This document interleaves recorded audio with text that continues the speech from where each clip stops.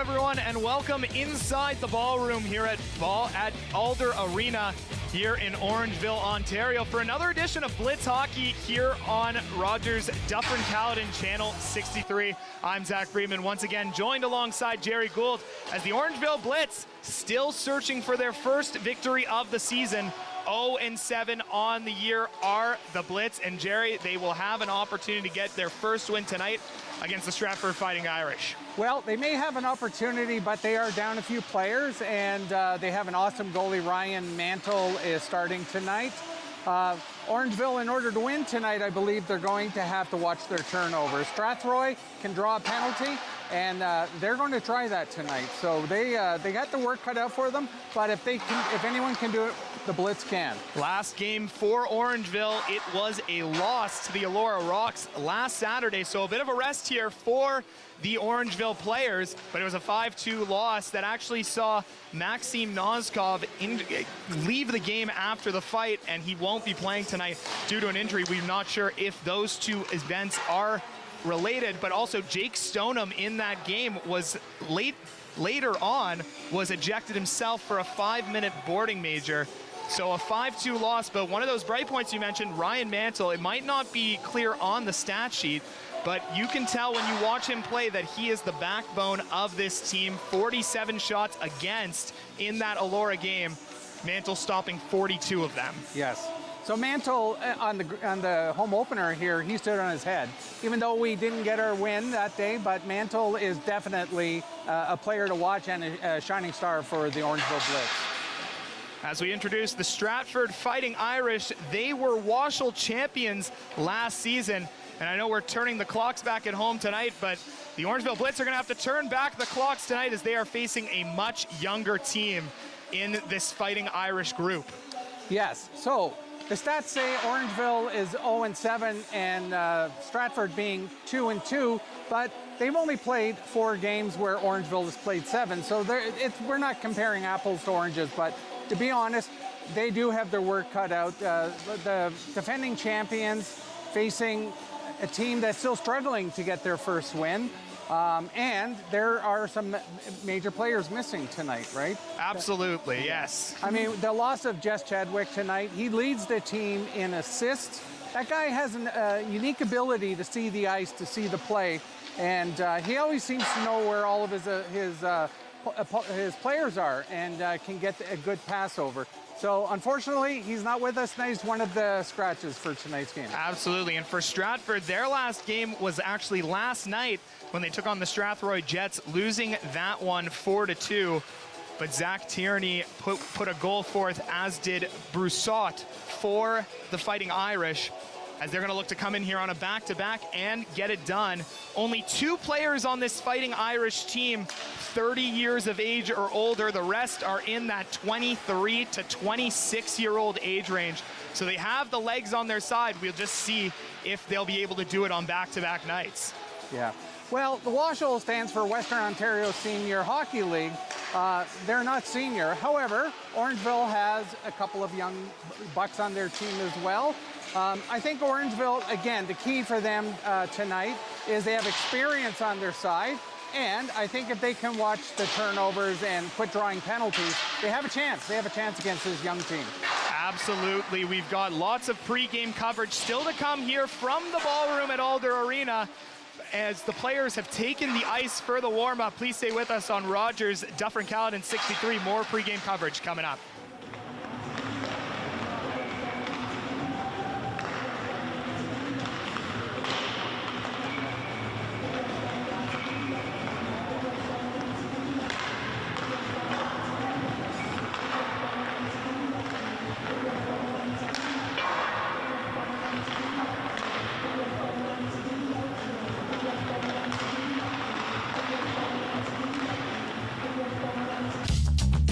This program is brought to you by Ignite TV.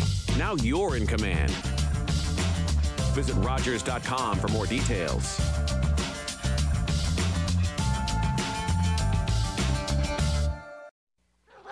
Jean-Marie! Fire! The neighbor's farm is on fire. It's almost to the road. It's heading for us. Help me get the animals out of the barn. The fire's getting closer. I'm on the horse. The house is burning.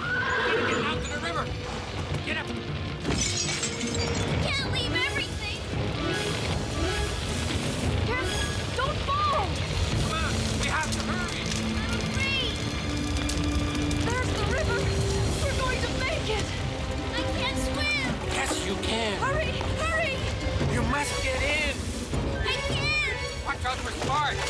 His hair's on fire. Keep their hair wet. In May 1870, fires raged along the Saguenay River for more than 150 kilometers, destroying land and lives. One family survived by dousing themselves all night against the searing heat.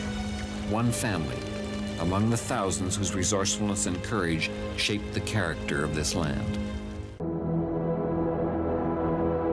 Smudging is a very important part in our life as we're all learning to walk the good way.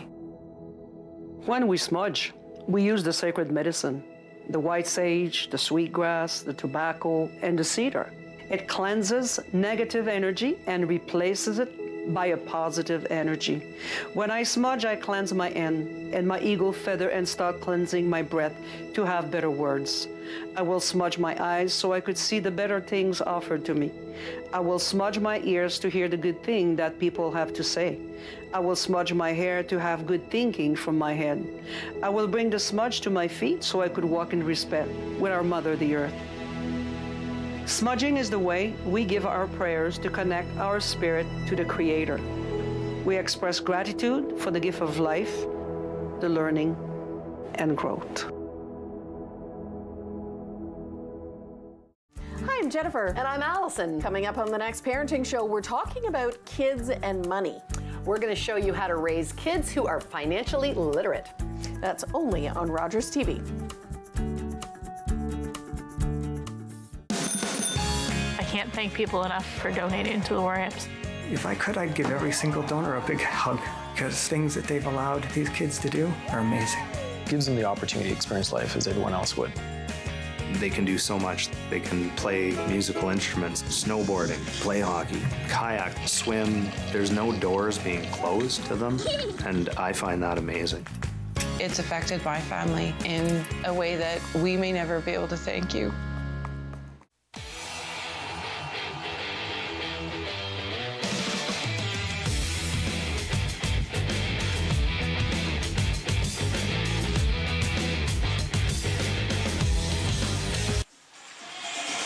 Welcome back to Orangeville for our pregame show for the Orangeville Blitz's game against the Stratford Fighting Irish.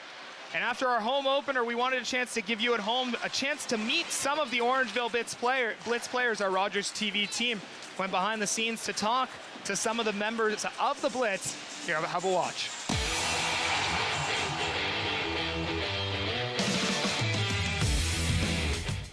Name's Gordon Frichat, number 9, and I play defense for the Orangeville Blitz. I'm Jake Stoneham. I play center, and I wear number 8. Hi, I'm Blake Lovell, and I play for the Orangeville Blitz. I wear number 19, and I'll be playing center this year. All right, so I'm Ryan Mantle. I'm number 31, and I am the goalie for the Orangeville Blitz. Actually, I have to say it's my grandfather. He, was the one that kind of introduced me to, the world of hockey and the stories behind, him playing with actually Maurice Rocket Mouchard in Montreal, just a few blocks, down, and he loved him playing out or growing up, and he always wore number 9. And that's why I'm wearing number 9, in honor of him. So, it comes around and goes around, I guess. So far, it's been pretty exciting. The team here does a great job, providing a professional environment for us. We have lots of staff that takes care of us, on the road, here at home. Our owner, Tim's super enthusiastic. He's a super passionate guy, and that comes through with the way he treats us and the way he runs his hockey club. Just, something my dad did when he was younger and passed it on to myself. I always grew up around the rink. Grew up playing hockey in Brampton for a while, and then made my way up here, played a little bit up north in Shelburne, and now in Orangeville where I live, and hopefully get my son into hockey as he gets older. Wow, started in hockey. That goes way back. It was going to the arena with my dad, watching him play hockey, playing mini sticks up in the rafters with my friends. Kind of just got me going, got me for the love of the game, and then I started off as a player actually, and when you're young, you cycle through the goalies, and our goalie wasn't there, so I decided, sure, I'll give it a try. I got a shutout in my first game. I absolutely loved it, and I haven't looked back. Truthfully, it feels awesome. You know, I haven't had an experience like this, you know, until or since, you know, I played, you know, Juvie AAA way back in 2008. But you know, this feels like a family. It feels like home. You know, a brotherhood that's growing each and every day, and I'm proud to be a member. It feels awesome. It feels awesome. This organization and everything they're doing and everything they've done for us. It's hard to put into words, to be honest with you. I've been on other teams, and it doesn't feel quite like this. It's been an amazing experience already, and we're just getting started. Yeah, so I've been playing hockey basically my whole life. You know, I did the whole rep thing and played some junior and played a little bit in school. And at this level now, senior, it just gives me a chance to stay competitive with it. And it's an alternative to, you know, the typical beer leagues that most guys our age play. It gives you a reason to, you know, go to the gym and keep yourself in shape, and gives you something to play for still. So it's unique, and I'm enjoying it so far. I want to be involved in the community that, you know, I live in and that my son's growing up in. The way I see it, these guys are running a great organization, and I just want to be a part of it and help these younger guys, you know, get adjusted to senior hockey.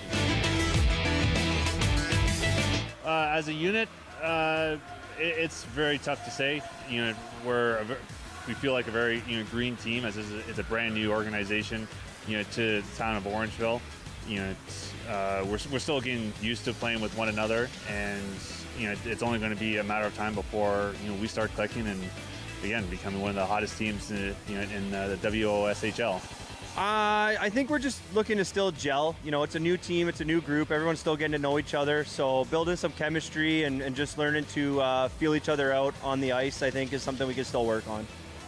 Just, you know, got to get those early jitters out of the way in the first period.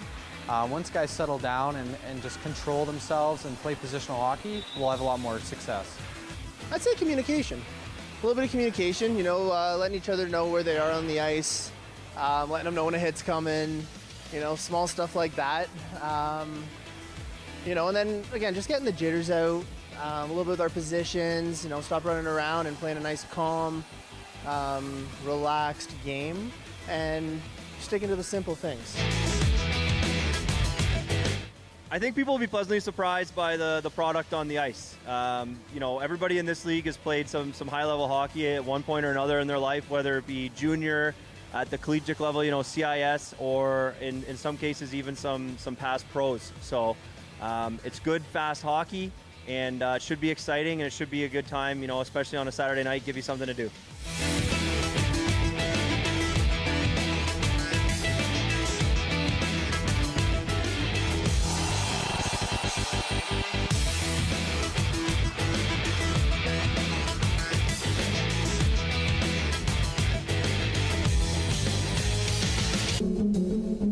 My name is Chase Nicholas. I am a Mi'kmaq hockey player. Growing up, I always remember my family talking about the Mi'kmaq as the creators of the game of hockey. In grade 7, I did research on Mi'kmaq hockey sticks as the first sticks of the NHL. I found a Mi'kmaq hockey stick made in 1917, the same year the NHL was formed. I was surprised to find out the very stick I was holding was made by my great-great-grandfather, Alexander Cope. In 1934, an elder known as Old Joe Cope wrote a letter to the Halifax Herald claiming the Mi'kmaq created hockey. I found out later that I am a direct descendant of Old Joe Cope. There was a time when Mi'kmaq children were torn from their families and not allowed to speak their language, losing their words and stories. But the stories are coming back to us. Stepping on the ice, I take pride knowing the roots of the game of hockey stem from my ancestors in the Mi'kmaq Nation.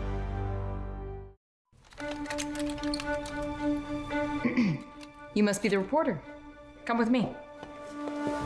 So, Miss McGill, how does it feel being Canada's famous women engineer? The real story is the work we've done retooling this factory. To build the Hawker Hurricane? Indeed. 40 planes last month with a capacity of up to 100. Our fighters are over England as we speak. Of course, it pains me to see airplanes mass-produced like boxcars or baby carriages. But in war, we make concessions in favor of innovation. You must feel at home, though, managing all of these women. I'm not here to manage women. Well, you must admit it is an unusual job. I'm the chief engineer here. I do what engineers do. That's all. What are we doing now? If we are to win this war, we need to know how she flies. Elsie McGill was the world's first female aeronautical engineer. She oversaw Canada's production of Hawker Hurricanes during the Second World War, earning her the nickname Queen of the Hurricanes. Come on in, take a seat. Or better yet, look at this crowd on its feet. For aggressive D and knockdown threes, athleticism and speed, for Spicy P. Spicy P, feeling it on the big stage. Yes, this season brings change. Yes, this team has turned the page. But it's still a no G thing, always a Scotty B thing. When you want everything Raptors, nothing but Sportsnet. We can be hurt. We can be bruised. We can be broken. Slowed down, confused, and even numbed. But we can't be defeated. We're built on a foundation that's strong, our mission unwavering, and together we'll beat as one.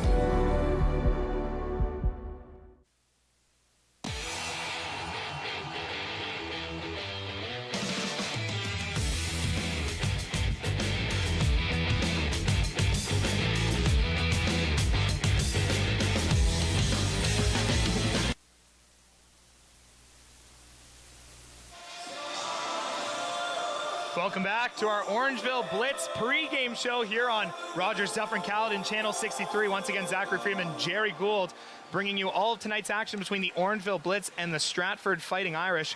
We're getting closer and closer to puck drop as we're going to bring in our players to watch for the evening. We're going to start off with our Stratford player to watch, and that's the captain, Ray Robbins. Yes, number 9. He is currently leading the team with 7 points.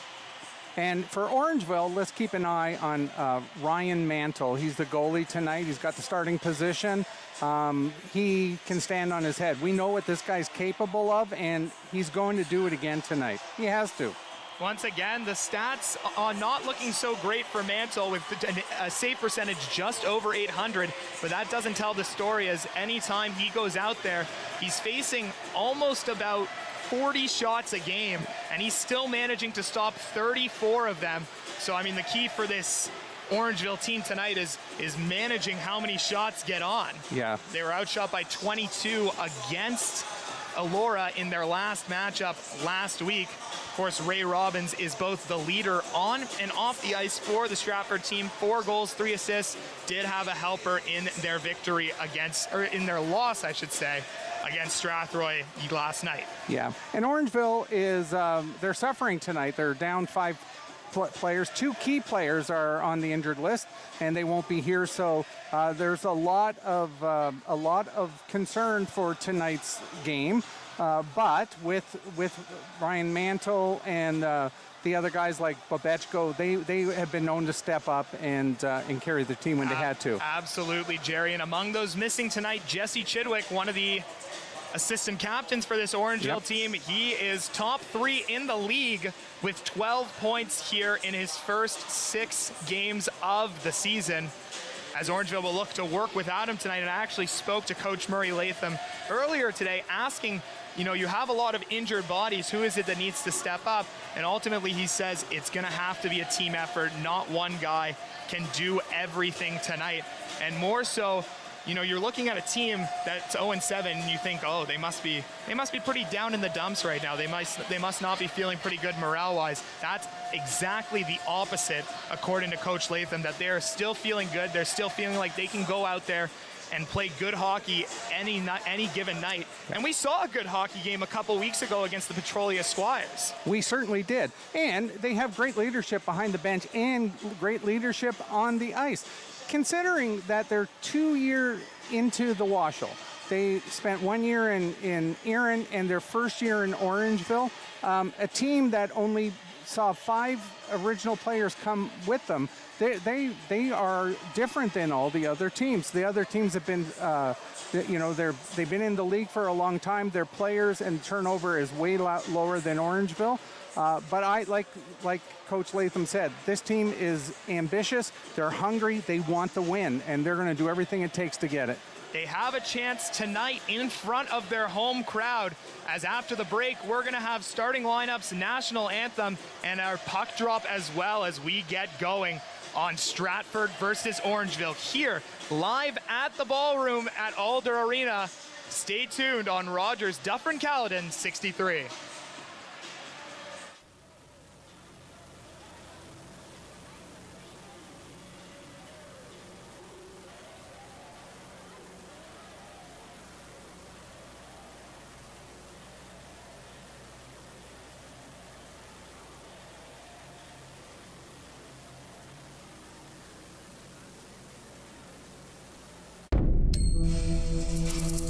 My name is Matthew Rutledge.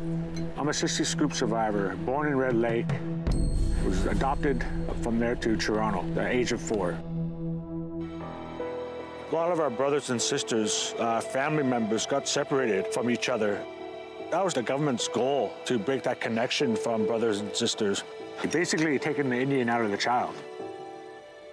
Right now, they're still trying to find themselves.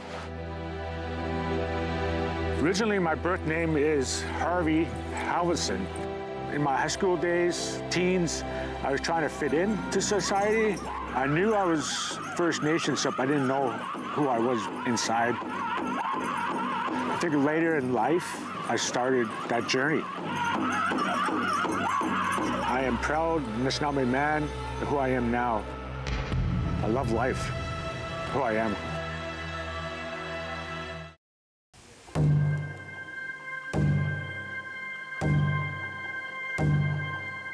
Heartbeat of Mother Earth, I feel you and embrace your warmth. I see you dancing through the trees. Your song floats on the summer breeze. Community, we come together. We are the voice of our ancestors. Thankful for how much you bless us. Feel the thunder in the drum. All our voices sing as one. Feel the power, feel the pride. Feel the drumbeat deep inside. Feel the boom, feel the bass. Let's let go of time and space.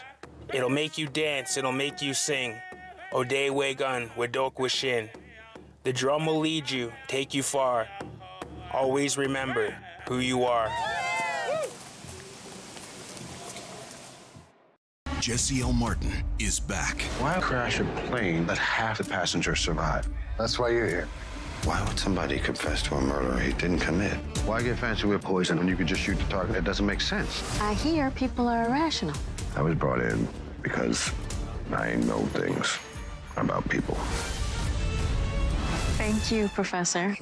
I'm glad I was able to help.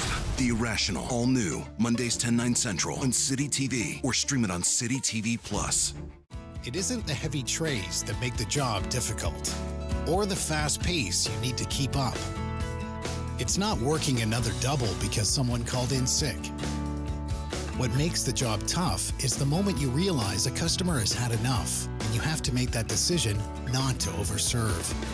Refusing service isn't personal, it's the law. We know it's not easy, but we're counting on you to keep us all safe. Thank you, servers, for doing the tough job.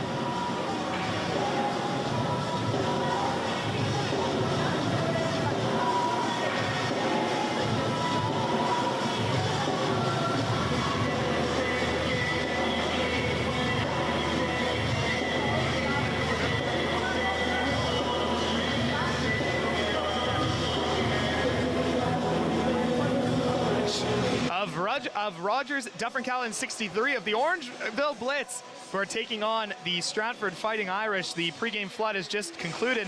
We're just awaiting the players now for the starting lineups and the national anthem. And Jerry, as we bring you back in, You know, a name we missed in terms of the Orangeville players missing tonight due to injury is fan favorite Dan Calitri. Yeah, Dan Calitri can fill this arena. They just love him. He interacts well with the crowd. He's loved and beloved team player.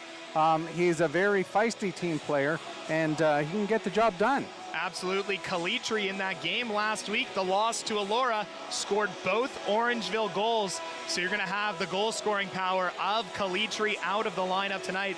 Going to have to look elsewhere. And a lot of tonight's probably going to lean on the shoulders of the captain, Jake Stoneham. Yeah, Stoneham, as you mentioned, got a 5-minute penalty last game, but he may learn from his mistakes. They need him tonight. He's not going to draw a penalty. They're going to try and get him to draw the penalty, but Stoneham knows what's at stake here tonight.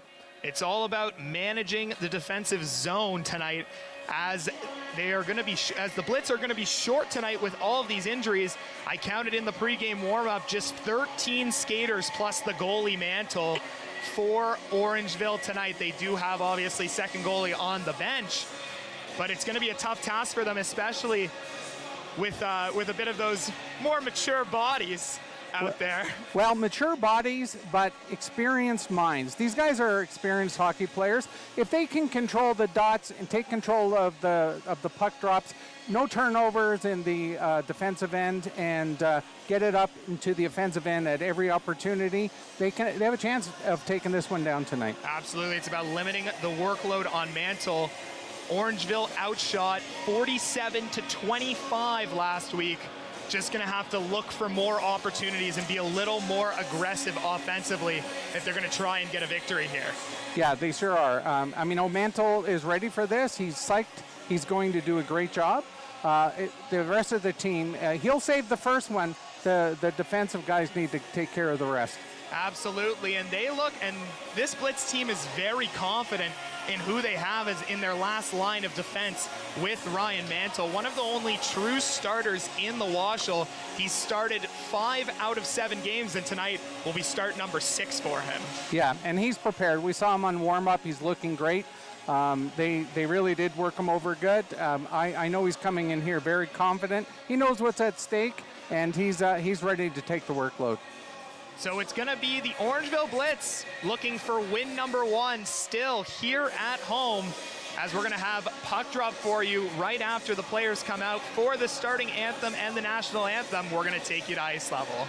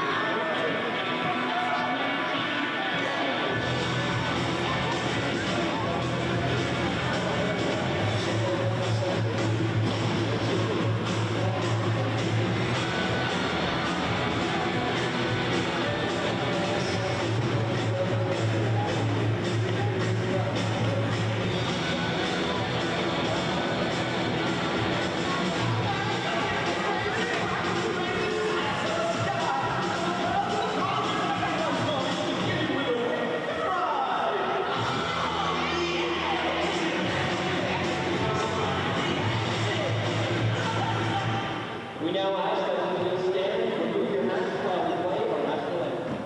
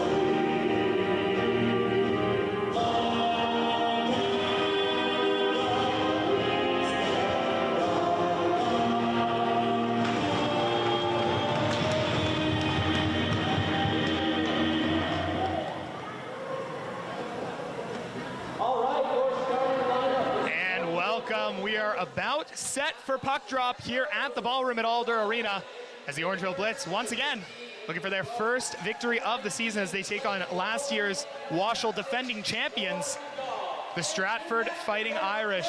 It's Ryan Mantle in net tonight for the Blitz once again for his 6th start of the season.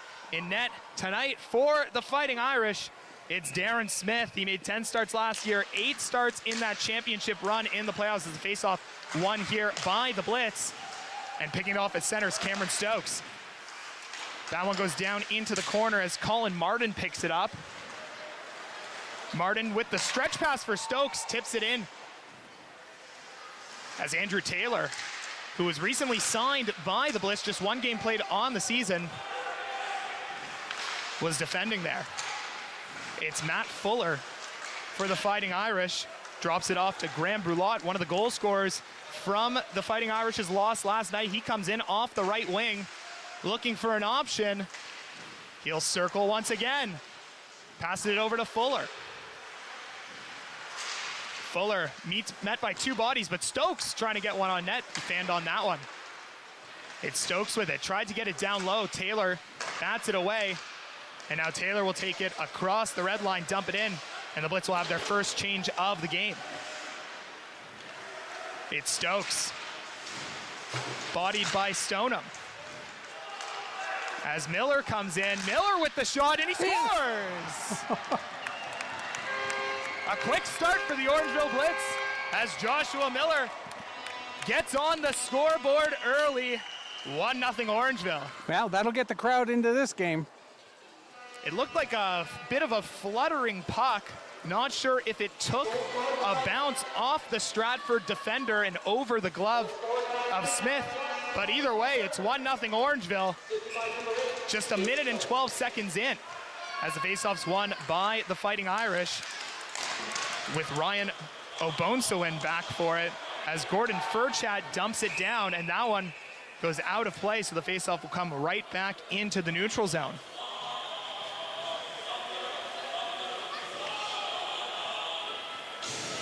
For Miller, that's his 6th goal of the season, which is the most on this Blitz team.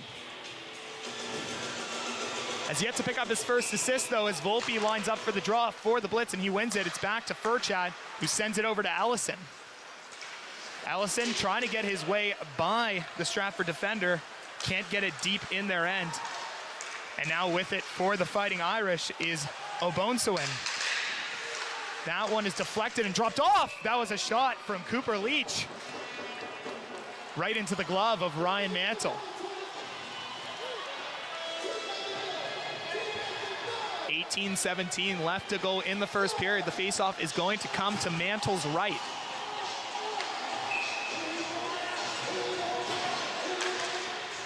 Faceoff won by the Blitz, and taking that one was Nicholas Rotatore, another new member of this Blitz team.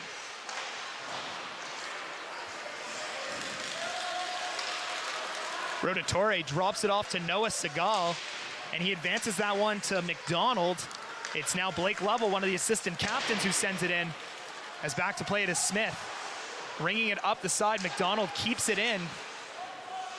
And it's Riley Kumi who gets it behind the net. McDonald showing some pressure on him early. Behind the net, that's Matt Henderson trying to get this breakout set up for Stratford.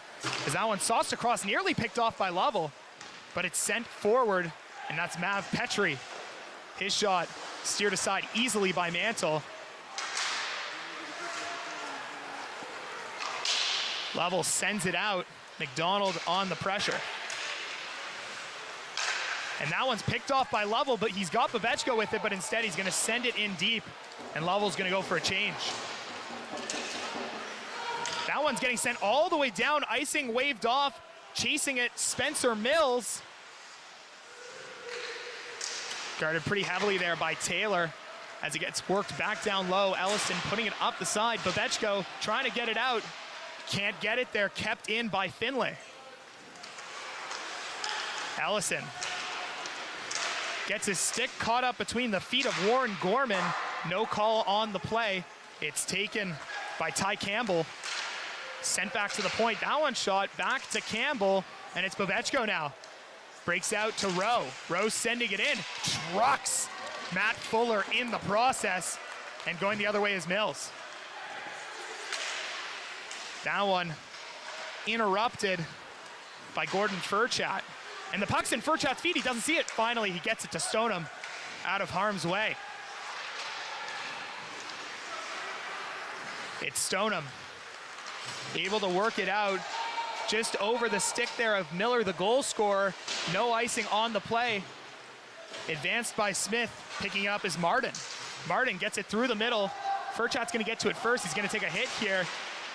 Manages to avoid it. It's back out to the middle to Rototore. Taken away in front. Taken away by Furchat. Good active stick by the Blitz defenders early. Stoneham has that one bounce off his knee, but it's out of the defensive zone. As coming back in is Graham Brulot. He's going to take a shot, and once again into the glove of Ryan Mantle. Well, Mantle certainly is doing a good job tonight, keeping them in this game. No dangerous shots yet, but always steady to see solid rebound control in the early goings of a hockey game. 15:31 left to go in the opening frame. Pass back to Obonsawin. That one steered to the corner by Mantle. Obonsawin, D-to-D pass to Granger. His shot gloved by Mantle. So Ryan Mantle standing strong early in this one. Anything that comes close to him is being frozen with ease. As it's going to be David Volpe lining up for the Blitz. He wins the faceoff back to Noah Segal. It's Granger. D-to-D to Obonsawin.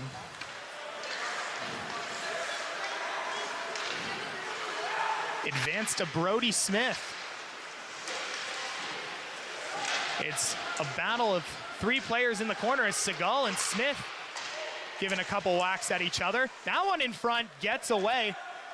Throwing Smith down in front of the net was Segal. No call on the play. As the Blitz are looking to break in the zone here. Good defensive play by Leach. Obonsawin had a stick in his feet, no call. And Leach brings it up. Going across, one-timer. That was Dylan Buchholz with his first shot of the game.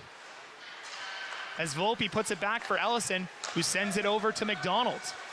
McDonald sends it out to center. That one over the stick of Kumi, and Babechko goes in deep, battling him on the end boards.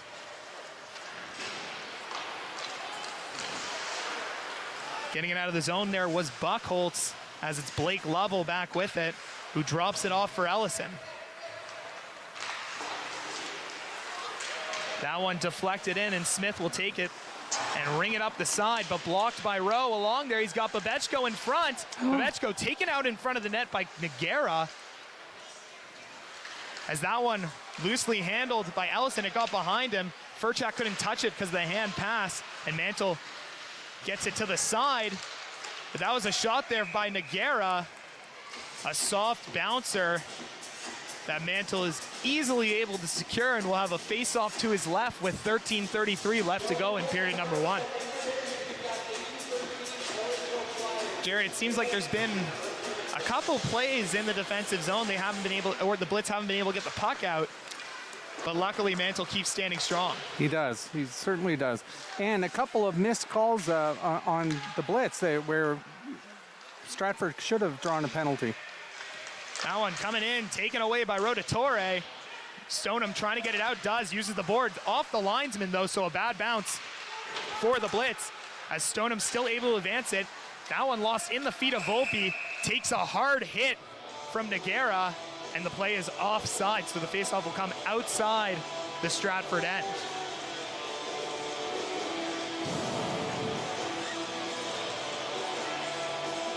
The Blitz seeming like the better team so far. I know we're only 7 minutes into this one, Jerry. Yeah, they're winning some faceoffs. They're spending a lot of time in the offensive zone. And once again, not a lot of bodies tonight for the Blitz. They're rocking with 8 forwards and 5 defensemen, so not a full lineup. They'll usually play it at 9 and 6, so down 1 guy on each side. As now it's Volpe across to Miller. And Miller's gonna have to go in deep to try and get that one. But taking it for the Fighting Irish is Fuller, who advances it to Gorman, coming down the left wing. Tried to get it over the shoulder of Mantle, but he's able to get the stop in close. Was Ty Campbell. That one shot wide. It's Miller, the goal scorer. He'll dump it down. That one taken by Mills, and he leaves it back for Obonsawin.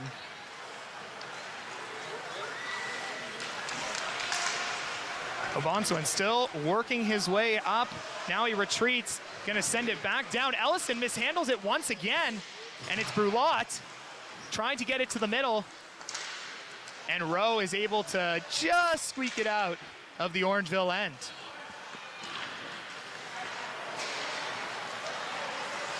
Obonsawin works it over to Brulot, who's coming in with some speed, works his way through the D. That one goes just wide. Rebound got by Stokes, who tried to get it down. That was Taylor. And the puck was thrown weakly by Rowe, kept in by the Fighting Irish. It's in front, and that's gonna be a goal. Cameron Stokes gets the Fighting Irish on the board. It was a nice feed down low by Matt Granger. Granger, sorry. A lot of traffic in front of the net too, so maybe Mantle didn't quite see it the way he would have loved to have seen it. So after a bunch of positive minutes of Blitz hockey, they're starting to make some turnovers in the defensive end, and Stratford able to take advantage, and they tie the game.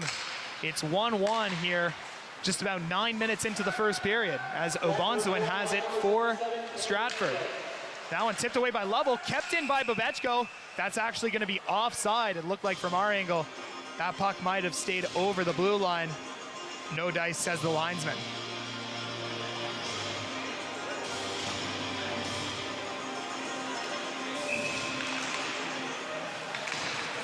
Face-off won by Stratford. And Kumi, that one deflected, but taken by Henderson. He gets it back to Kumi. That's Leach. Leach losing the handle, taken by Lovell. Lovell will go the other way. Tried to sauce it to Babechko. That one goes over his stick, but icing waved off. Nice little move there by Buchholz, but it was taken away by the Blitz, as it's taken by Henderson. Works it across to Kumi. Advancing it, but Furchat able to get in the way of it, and it's worked back to Segal. That one dumped down into the zone, and that one's gonna be called an icing. So they're gonna have to bring Furchat back onto the ice after the icing by Orangeville.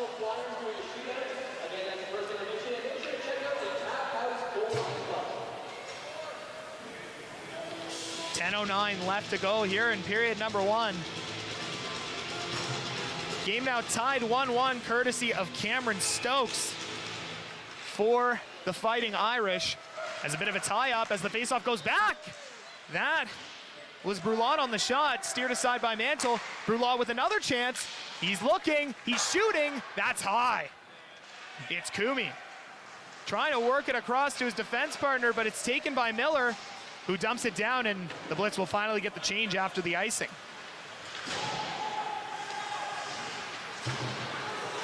It's Kumi.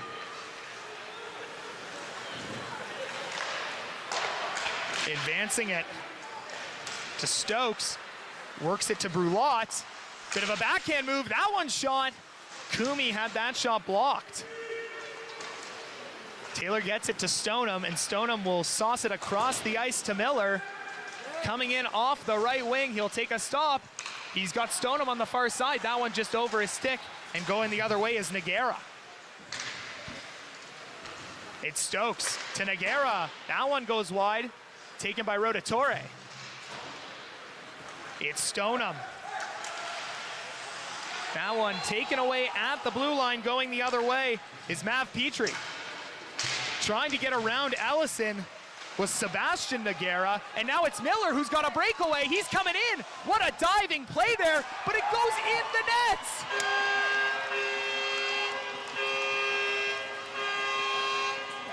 One of the most unorthodox goals you'll ever see. If you didn't see it, you wouldn't believe it. As Joshua Miller was in on the breakaway, making the diving stop on defense was Michael Finlay, but the puck was sent straight up in the air, and just like that, it was in the back of the Stratford net, and the Blitz take a 2-1 lead with what's going to be ruled as Miller's second goal of the game.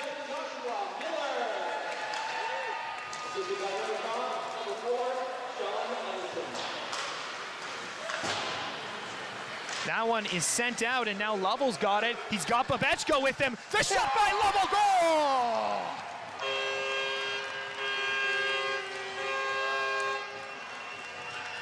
Blake Lovell, in a matter of seconds after the bad bounce. You can't fault him for that one. What a shot by Lovell coming off of the right wing.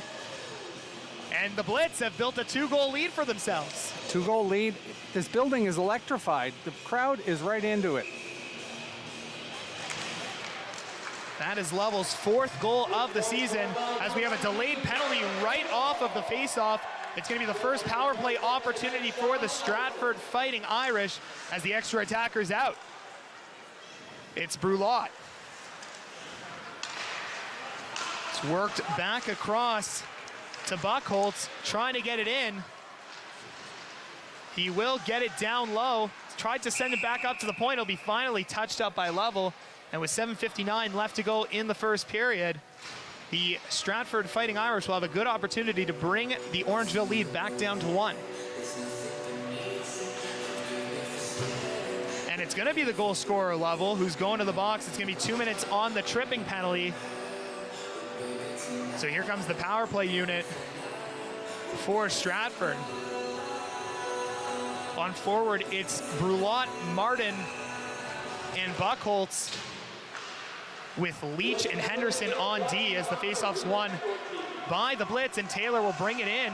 Aggressive here on the PK. He just shoots that one to the side, and it's taken by Martin. It's back to Segal, who just sends it down the ice, tipped by McDonald, but it's taken easily by the Stratford defense, and Henderson's got it.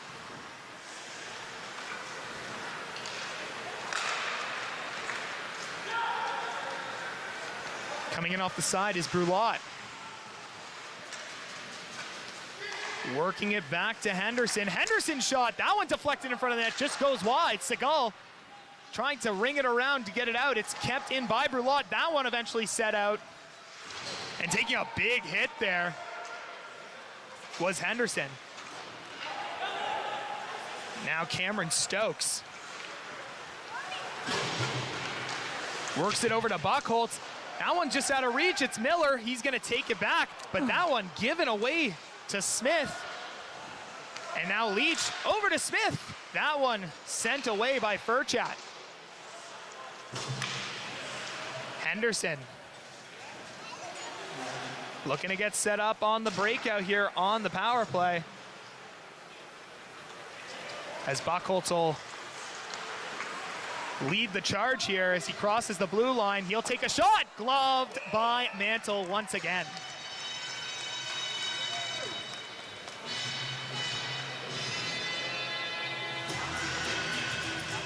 So 29 seconds remaining in the Lovell power play.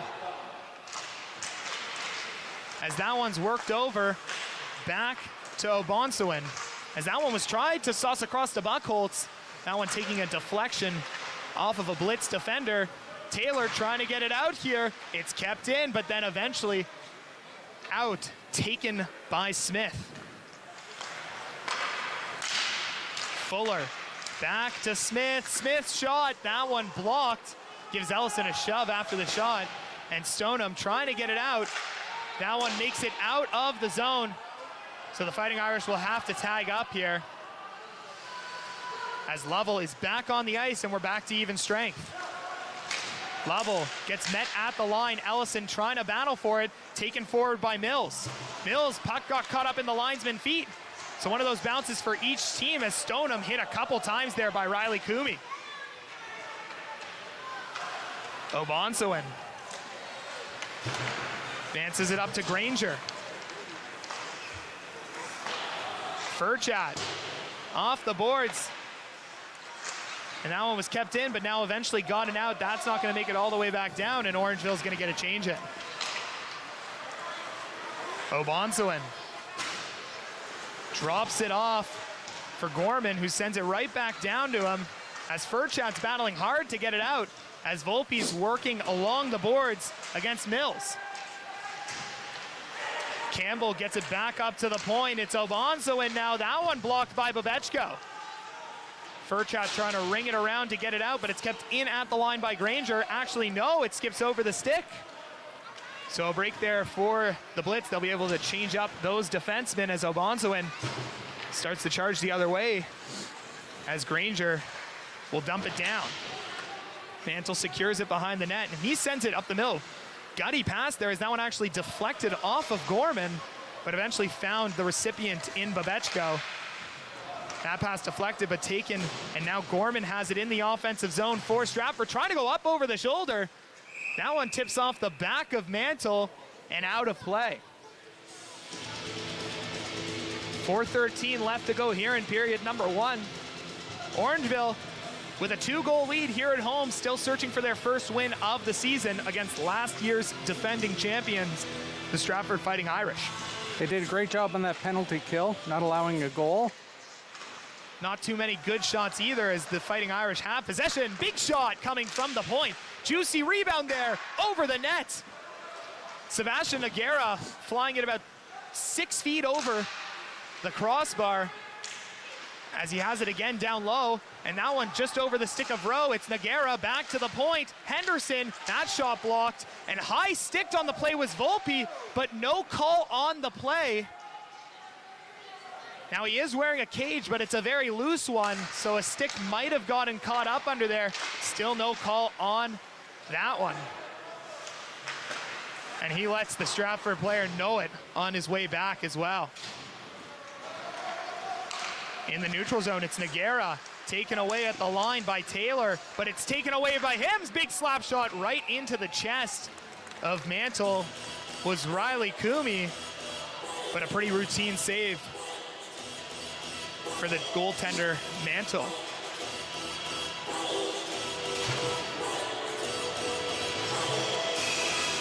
So the Blitz, short numbers, doesn't matter. They came out with a lot of fire in this one. Adrenaline and motivation goes a long way, and they're proving it here tonight. And we haven't seen what we were talking about. We thought there might be some differences in speed with a much younger group in this Stratford Fighting Irish. But Orangeville holding their own here with 3:13 left to go in the first period. It's Ellison. Gets it to Lovell, who sauces it just out of the reach, and it's going the other way, but it's picked up by Ellison in the neutral zone. He'll take a shot. That one off the side of the net.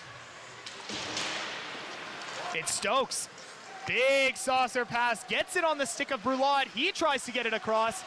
Good play by Segal to disrupt the pass. It's Noah Segal. His brother Manny out of the lineup tonight.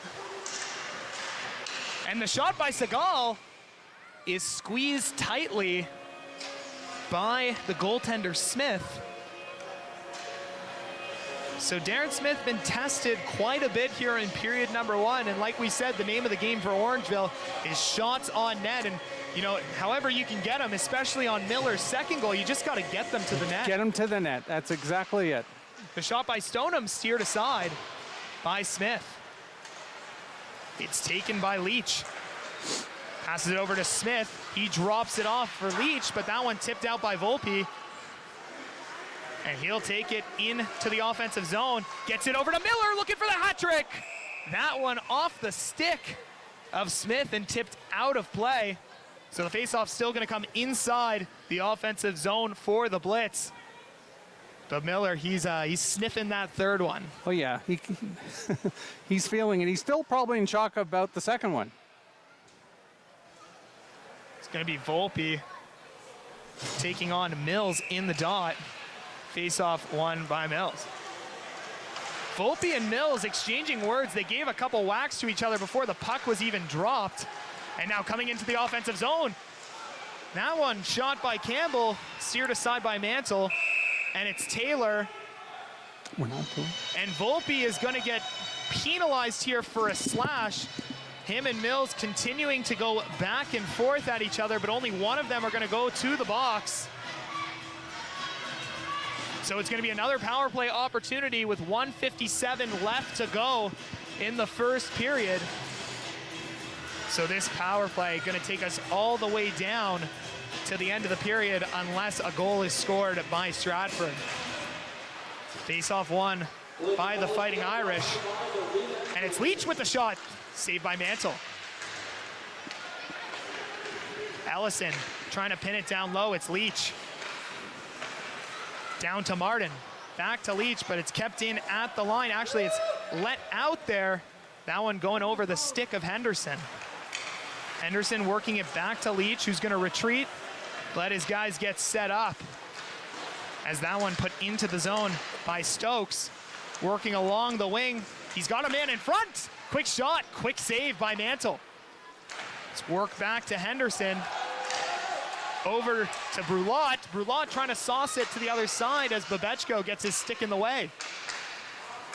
Stokes over to Brulot. At the top is Henderson. Thought about the shot, didn't go for it. Leach working in the middle. Stokes over to Broussard off the side of the net.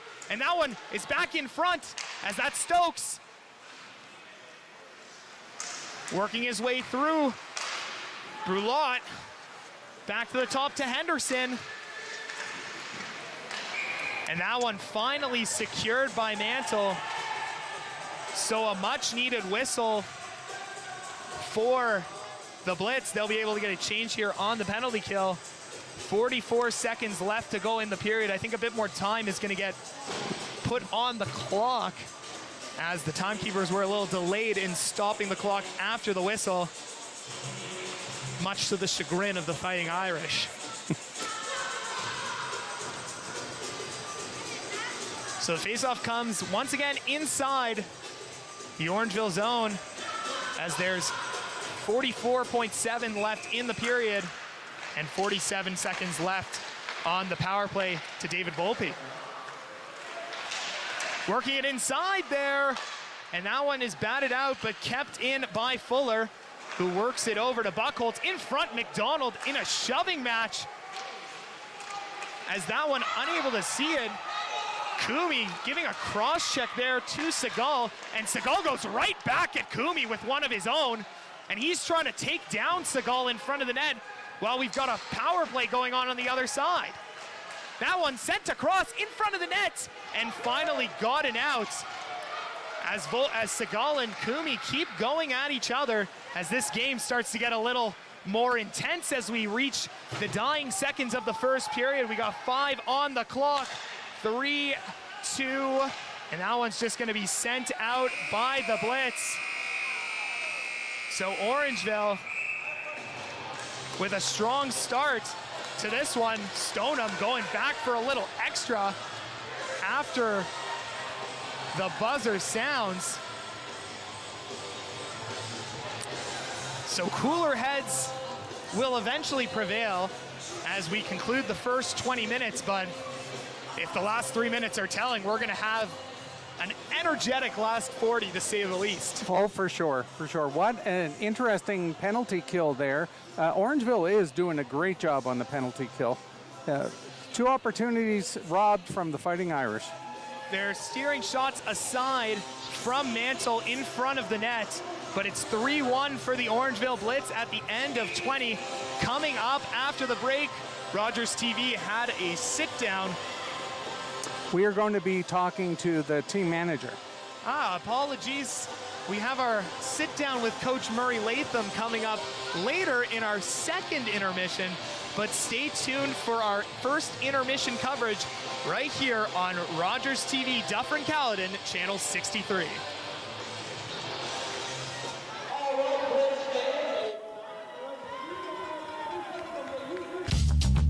This program is brought to you by Ignite TV. Now you're in command. Visit Rogers.com for more details.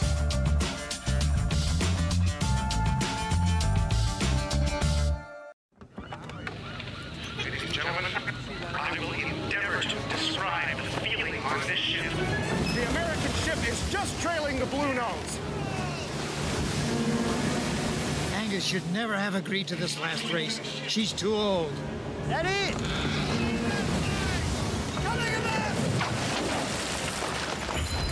Thompson, hang it back! Get to it, man! Appears there's some kind of difficulty. There seems to be something loose up there, I believe. The topsail's foul! Can't see a man! Just once more, old girl. And you can rest.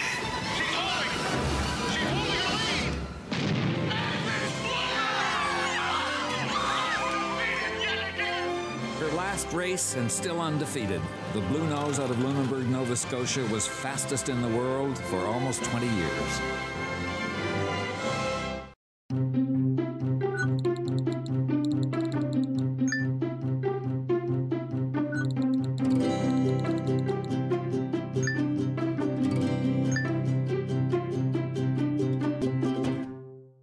My daughter is 7 years old and has a frenemy. They have play dates that always end up in a fight or tears. His friend bosses her around and treats her poorly, but she still wants to be her friend. What's a parent to do? I would let them acquiesce to a certain amount, and then, you know, when they're at this age, you still need to be supervising their play dates. So I might step in, not to correct the bossy child, but it's my child that I'm concerned about. I would just expose her to other people, teach her to have a voice, and let her know that she's got options.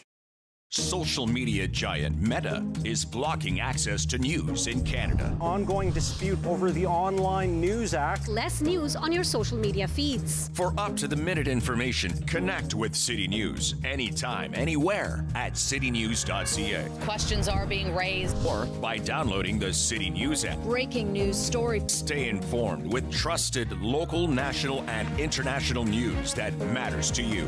City News, everywhere.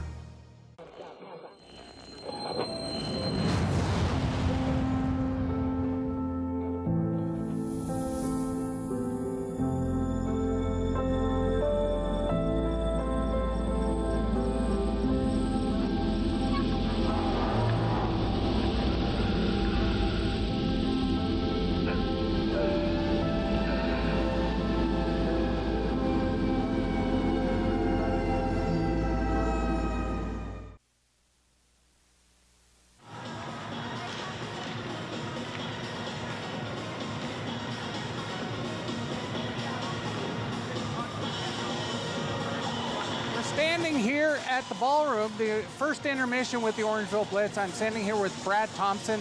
He's the Orangeville Blitz manager. Brad, tonight has been an exciting game so far. You know, we're leading 3-1. No goals on 2 power plays against the Blitz. How do you feel about that? How about that period of hockey? I mean, after, I don't know, what, 7 games we played, that's it's a good feeling going into the intermission, going up 3-1. And Miller tonight, almost with a hat trick, and that second goal. If you didn't see it, you wouldn't believe it. You know what? There's just, sometimes those games, the puck finds the guy, and Miller's having that night tonight. I think the secret to tonight's game was, with being down 5 key guys, is to get the puck to the net and just see what happens. You know what? Coach Latham, I think, has simplified it for the guys. They've bought into his game plan, and you can see it on the ice tonight. Well, it's solidified bench, there's no doubt. It's a short bench tonight, but those guys are hungry. They're, like, you would not know there's an age difference. There's they're outnumbered. They're not getting the rest that they need and deserve, yet they're playing like superstars. The heart in that room is unbelievable, Jerry. It's amazing to see, and I think the fans are seeing it on the ice tonight. So as the team manager, so 2 years in the WOSHL, first year in Orangeville, last year you were a social media guy, and I happen to know that I see a lot of Orangeville Blitz stuff on social media. That's all you. Actually, I have a social media manager now, Kennedy, since I've stepped up to full-time manager. But that is one of the big things of the WOSHL that we look to accomplish, is the social media aspect. So I also work for the league's social media as well, at WOSHL 2. And that's what this league wants to be. It wants to be the new age league for men's hockey. Well, it's an awesome league to come into Orangeville, a world-class arena. Orangeville being a hockey town, they've really embraced the Orangeville Blitz. You can see it. You see it all around town. You can't swing a cat in this town without hitting an Orangeville Blitz yard sign and all of those things. So you're doing a great job. An exciting game tonight. It's a great game to call. Short. We got determination. We got an awesome goalie. Ryan Mantle is doing a great job. When we called the last game on TV, he was in net then too. He stood on his head then, and he's doing it again tonight. Yeah, no, Mantle is a solid number 1. Always stands on his head, player of the game all the time. We really trust him between the pipes. Well, you know what? The end of the first period, a little bit of fireworks. I can't wait to see the second period. It's always a good game against Stratford, Jerry. Yes, it sure is. Thank you very much, Brad. Thank you.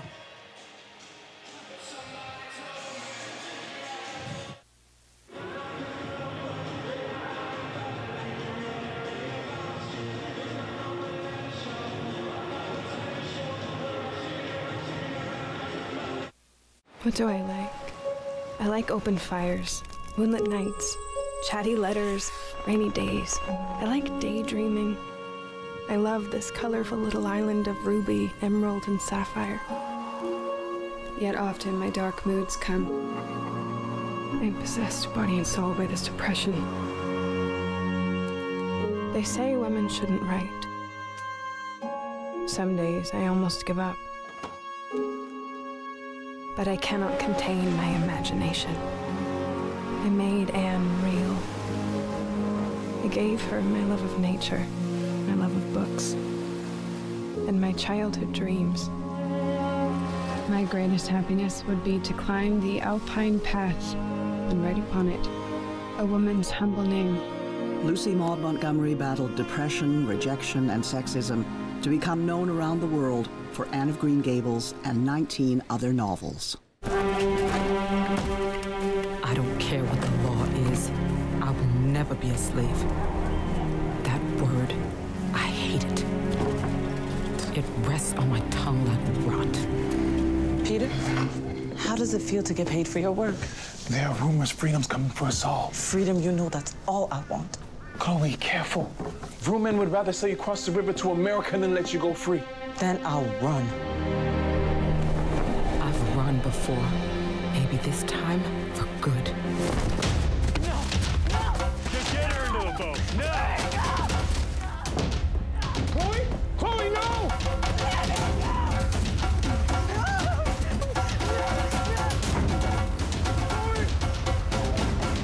Word of Chloe Cooley's resistance led to Canada's first legislation limiting slavery. After 200 years, slavery was abolished in Canada in 1834. Game TV's Watch and Win contest is back with over $75,000 in cash prizes. Tune in to Jeopardy weeknights at 8:30. Spot the code word, then head over to GameTVcontests.com to enter. With a new code word every weeknight, that's 35 chances to enter. Don't just watch the winners, be a winner with Game TV's Watch and Win contest. Contest runs October 16th to December 1st. Visit GameTVcontests.com for more info. Summer days, summer nights, lots of things to do, places to go, and people to see. If you're having a few drinks, be sure to plan ahead and get home safely. We don't want to pick you up. Drinking drivers risk injuries to themselves and others and take chances with their license, their jobs, and their future. Remember what's at stake and choose your ride, whether you're the driver, the passenger, or the party host. Thanks for supporting sober driving. I hope we never meet. Visit ArrivalLive.org to find out more.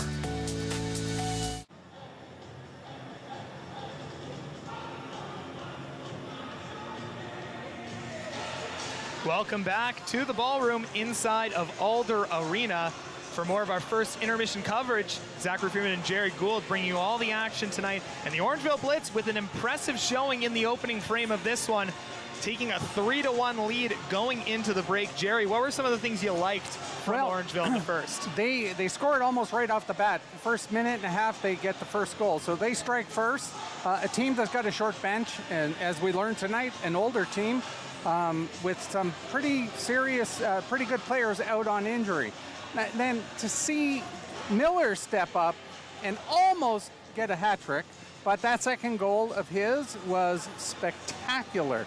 I don't think, if I didn't see that, I wouldn't have believed it. But, you know, it doesn't matter how you get a goal, and it just proves, get the puck to the net and see what happens. Absolutely. Miller coming up big in the absence of some big names such as Jesse Chidwick and Dan Calitri for the Orangeville Blitz. There's actually been a penalty called in the last, actually after the final buzzer of the second period, as we saw Jake Stoneham going over, taking exception to something from the Stratford bench. We actually saw, based on the WOSHL live stats, that David Buckholtz has been called for a slashing penalty right at the 000 mark of the first period. So it's going to be 3 seconds of 4-on-4 to start the middle frame, but then going on the power play right away will be the Blitz, and the Blitz have a chance to expand on what's already been a very positive start for them. It's been a great game so far.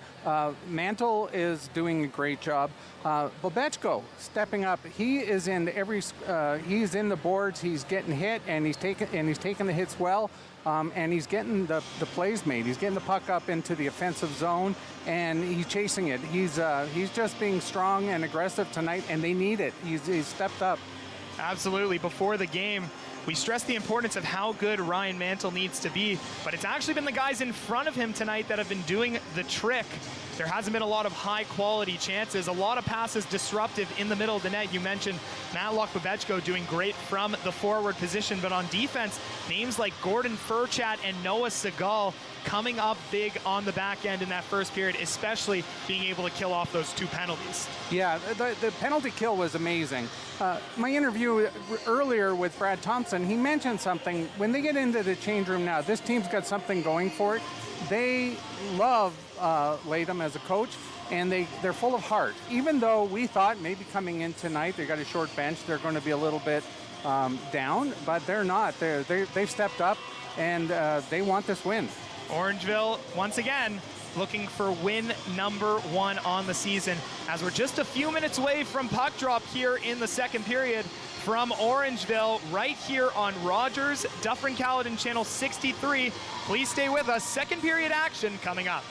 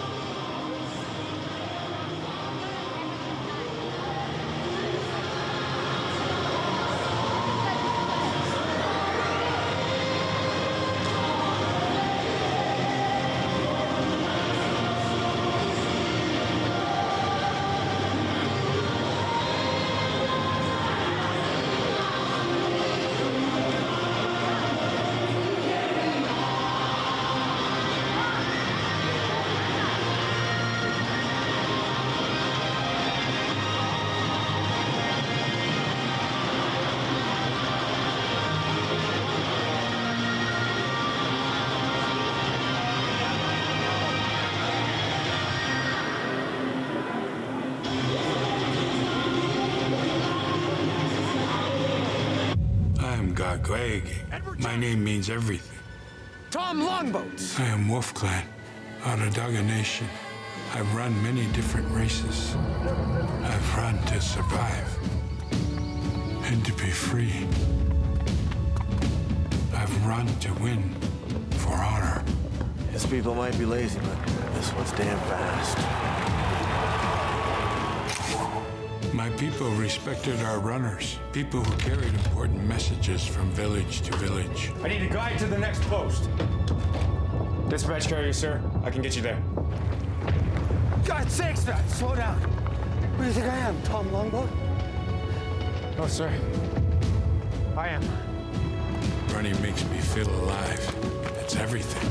Tom Longboat was the first Indigenous person to win the Boston Marathon. He ran his way to international fame and became an inspiration to generations of athletes.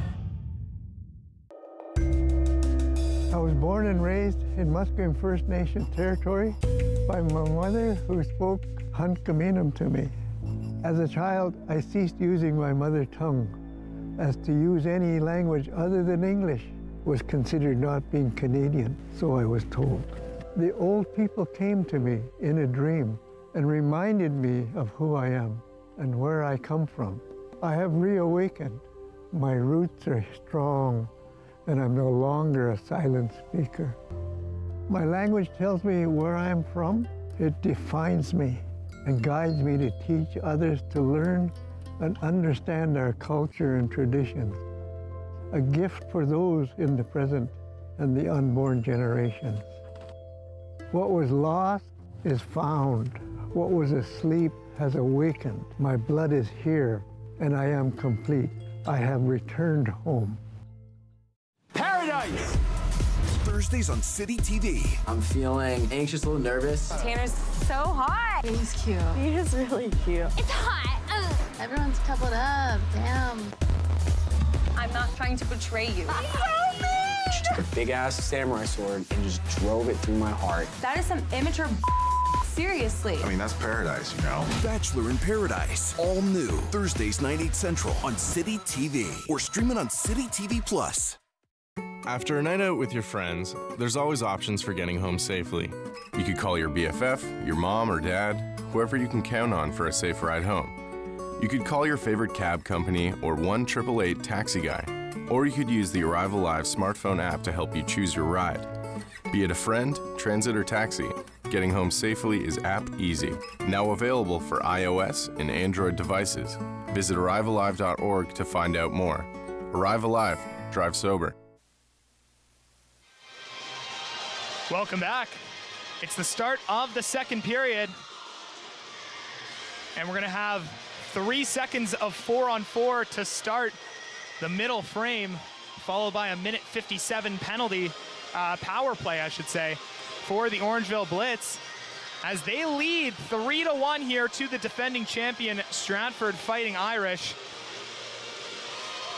as the lineups get set for period number 2. Things got a little chippy close to the end of that opening frame. We'll have a couple more moments of calmness with the ensuing power play, but after that, who knows, all bets are off as the faceoff is won by Stoneham. Coming out of the box is Volpe, and it's a man advantage for the Blitz. It's Miller. Sauces it over to Lovell. It's taken away, coming in. Mills unable to get it around, but he gets it back. 2 guys on him there, and it's Taylor who will drop it back for Lovell. Sends it across the ways for Stoneham. That one bounces up, and it's going to be taken by Stratford, taken out by Granger. It's Lovell. Sending it up. Volpe and Stoneham with a miscommunication there. That one goes back to Obonsawin, who sends it over to Granger, and he'll just send it down the full length of the ice.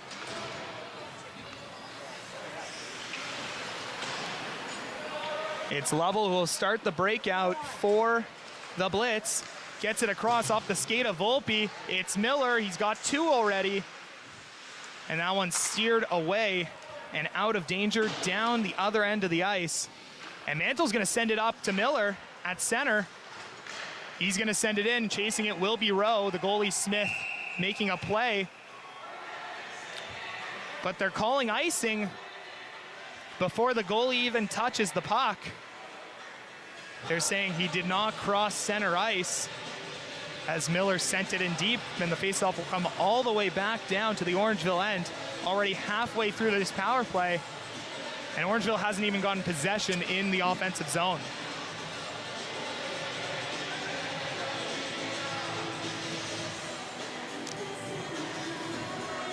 It'll be Volpe on the draw, Miller lining up wide on the right wing.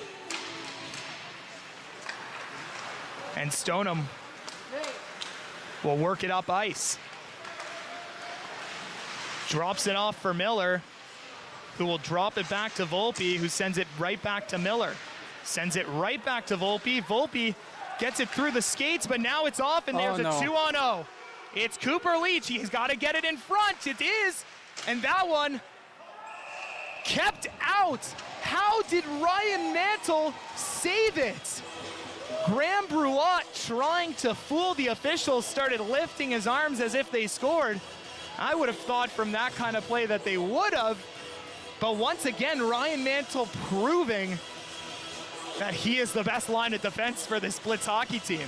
Yeah, that was a great save. And you're right, I thought that was in. Fool him once. As Lovell wins the faceoff, 23 seconds left to go in the power play, as that one's out of reach, and it's going to get sent down the length of the ice. So a second icing here on the power play. Faceoff coming all the way back down to the Orangeville end.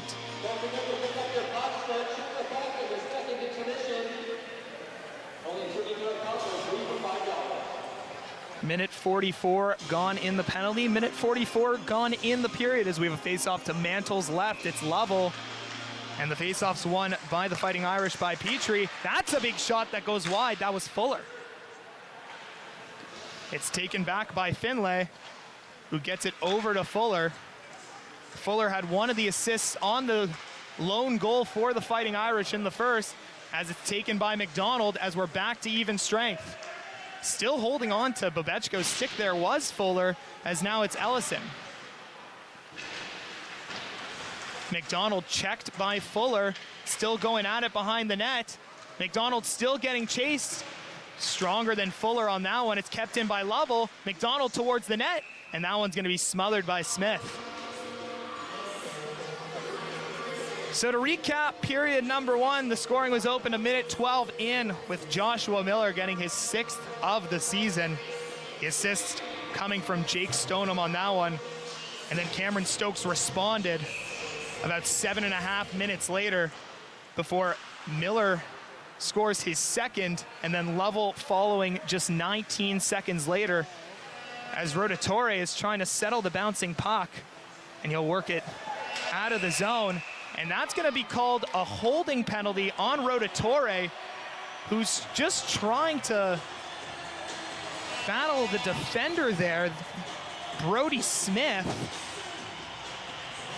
And Rotatore, trying to use his body, must have grabbed a hold of Smith's stick. And Stratford is going to return to the power play here, as it's a holding penalty. Faceoff is won to Leach. Henderson dropped it down. Now it's returned to Henderson. That goes down low, but the bouncing puck secured easily by Mantle.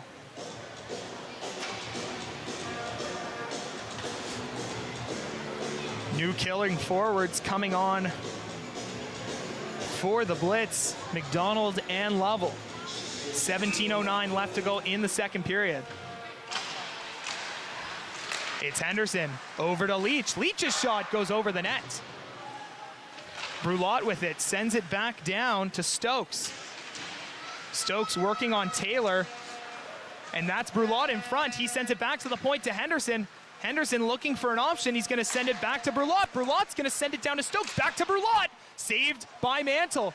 Rebound by Leach. Brulotte with it behind the net. That one between two bodies, eventually taken by Henderson for the Fighting Irish. And it's back down to Colin Martin. Sends a pass to Leach. Leach's shot. That one's blocked by McDonald. McDonald falling before he's able to get it out, and Henderson keeps it in over to Brulotte. Brouillard over to Henderson. Henderson's gonna take a slap pass, and that one tips, not sure if it was off of Taylor, the defender for the Blitz, or if Cooper Leach was able to get a stick on it. But it's a power play goal for the Stratford Fighting Irish, and it's a 3-2 hockey game. That did look like it was a deflection off of Leach. So we'll see what the official word is on the goal, as it's a 3-2 hockey game. As Segal was hit on the wall there by Mills, and it's taken back by Ellison for the Blitz. Ellison clears the zone, but it's Fuller with it now, going right back the other way. He sends it right back into the Blitz end, and Segal will get an opportunity here to get it out. Doesn't. It's kept in by Mills, who's battling him along the board. Stoneham goes to help out, and that one taken away in front. That was Gorman. Shot tipped just wide. Gorman will have it down low. He's guarded by Volpe there, and Ellison will come in for a hit. As now Volpe will start to go the other way. He advances it to Stoneham. Stoneham over to Segal. Segal working in and off the left wing. Ties up Fuller in the corner. And blocking the pass there was Miller. Taken eventually by Finlay, but still kept in the Stratford end. It's Volpe along the sideboards. And we're gonna have a stoppage in play as the net went off its post. So we'll have a face-off inside the Stratford end. And Jerry, it seems like maybe the Blitz came out a little flat-footed, feeling a little too confident after that first period.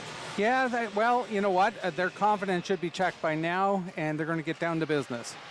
Face-off won by Petrie. Nagara gets it out, and Petrie will work up the right side. His shot easily secured by Mantle.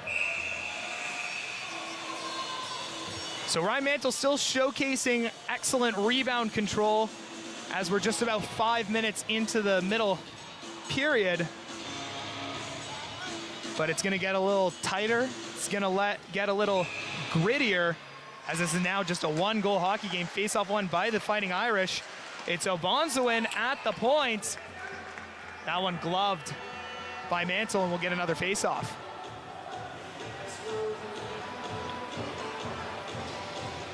He sees the puck very well. It's like he never lost sight of that puck at all, and he just knew where to be for it. It's quite a skill.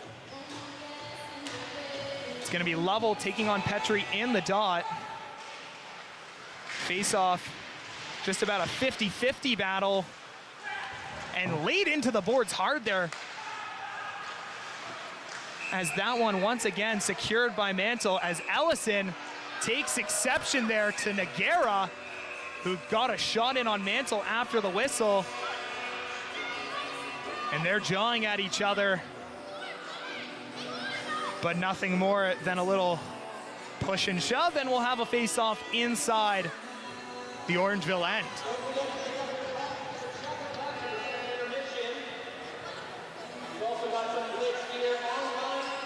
Allison, who's having a very strong game so far, playing all right defensively. Started off a little shaky with a couple turnovers, but offensively doing good work, assisting on both the second Miller goal as well as Lovell's.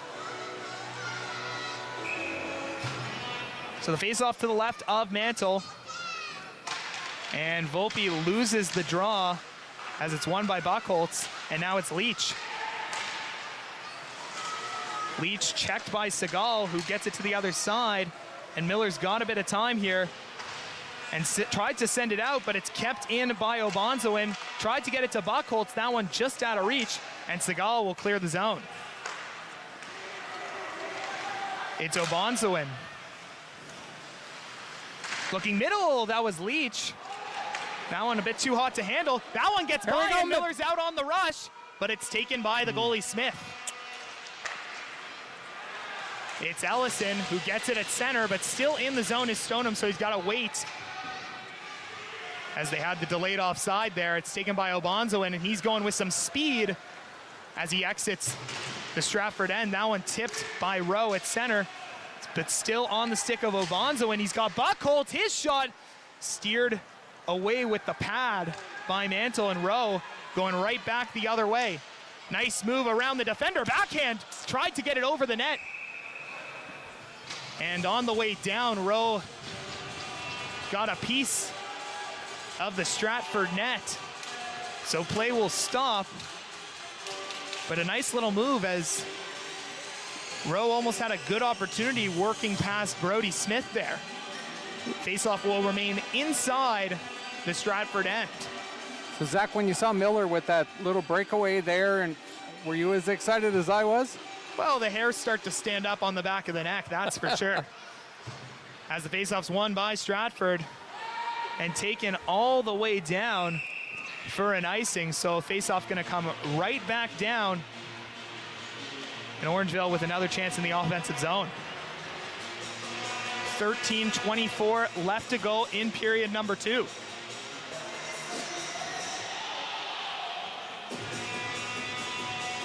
It'll be David Volpe lining up in the dot, taking on Colin Martin.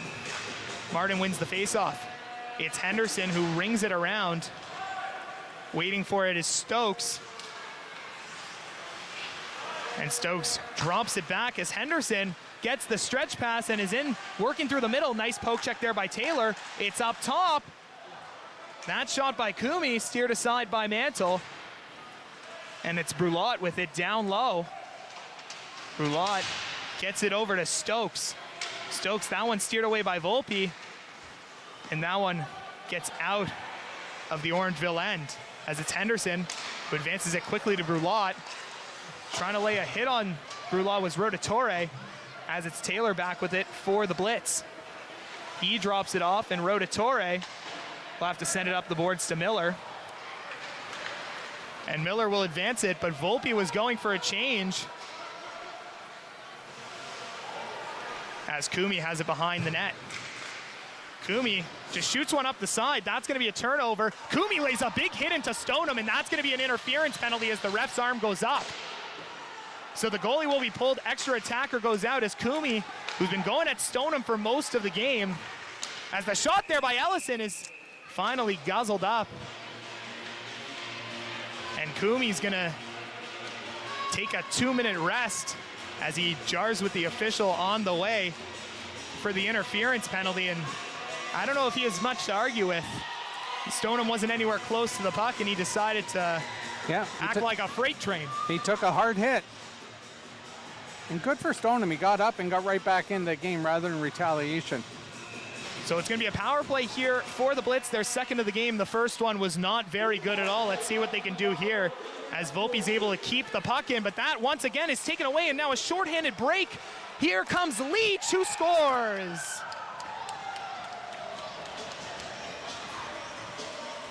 So a second turnover that leads to a breakaway / 2-on-0. And this time, Leach makes the Blitz pay. And just 12 seconds into this power play, a shorthanded goal ties it up. Yeah. As we talked about before the game started, the turnovers had to stop, and a classic example of what can happen.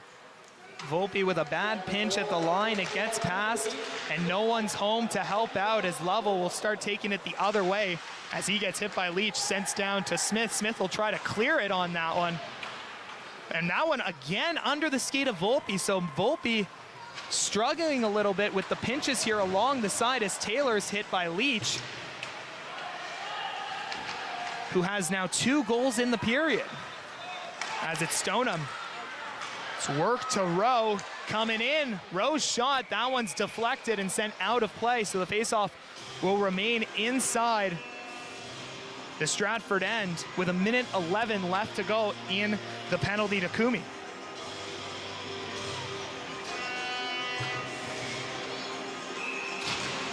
Once again, we've yet to see any kind of offensive zone possession as that's a shot by Babechko. And having to act quickly on that one was Smith, able to get the stoppage, and will reset with a face-off to his right. Face-off won by the Fighting Irish, and they will clear the zone. And Segal will have to go back as Gorman, pressing rather aggressively. The mantle pass was actually deflected by Segal. It was meant to go to Ellison. And Ellison now gets it over to Farage as Rowe will bring it up the middle. Rowe over to Babechko. That one goes just under his stick. Babechko to Rowe. Tried to cross it over to Segal there. That one stays in the zone. And it's Farage trying to work it in the middle. Babechko. That one tipped away by Obonsawin. Coming the other way, Campbell. That one tipped away by Rowe, and Rowe will send out Babechko. Not enough of a lead pass, but now it's Farage, who sends it back to Babechko. That one steered aside by Smith. One of the slowest falls you'll see with Granger going down there in a battle with Segal.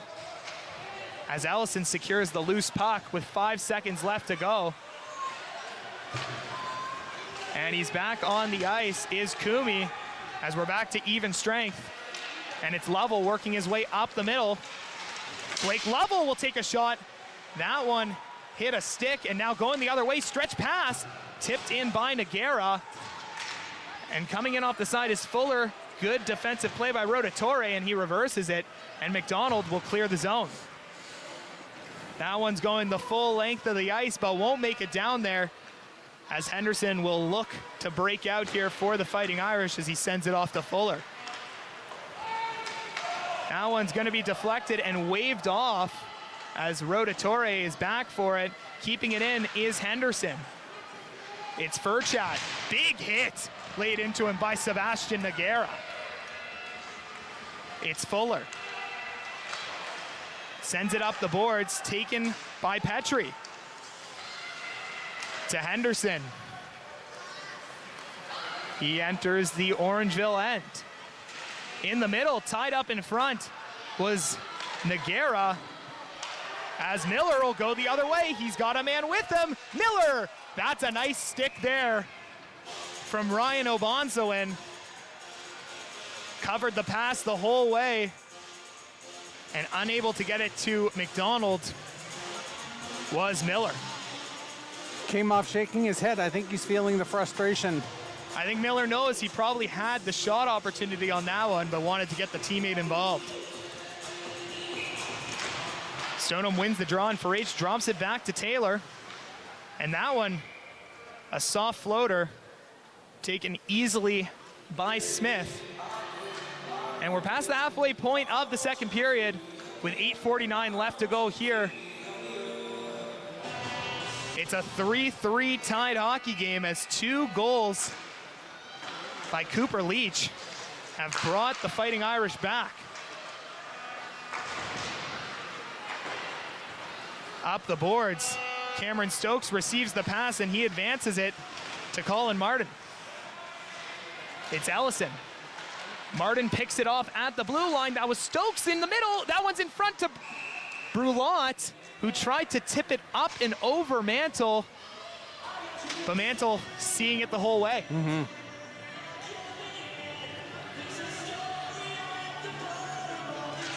8:25 left to go in period number 2.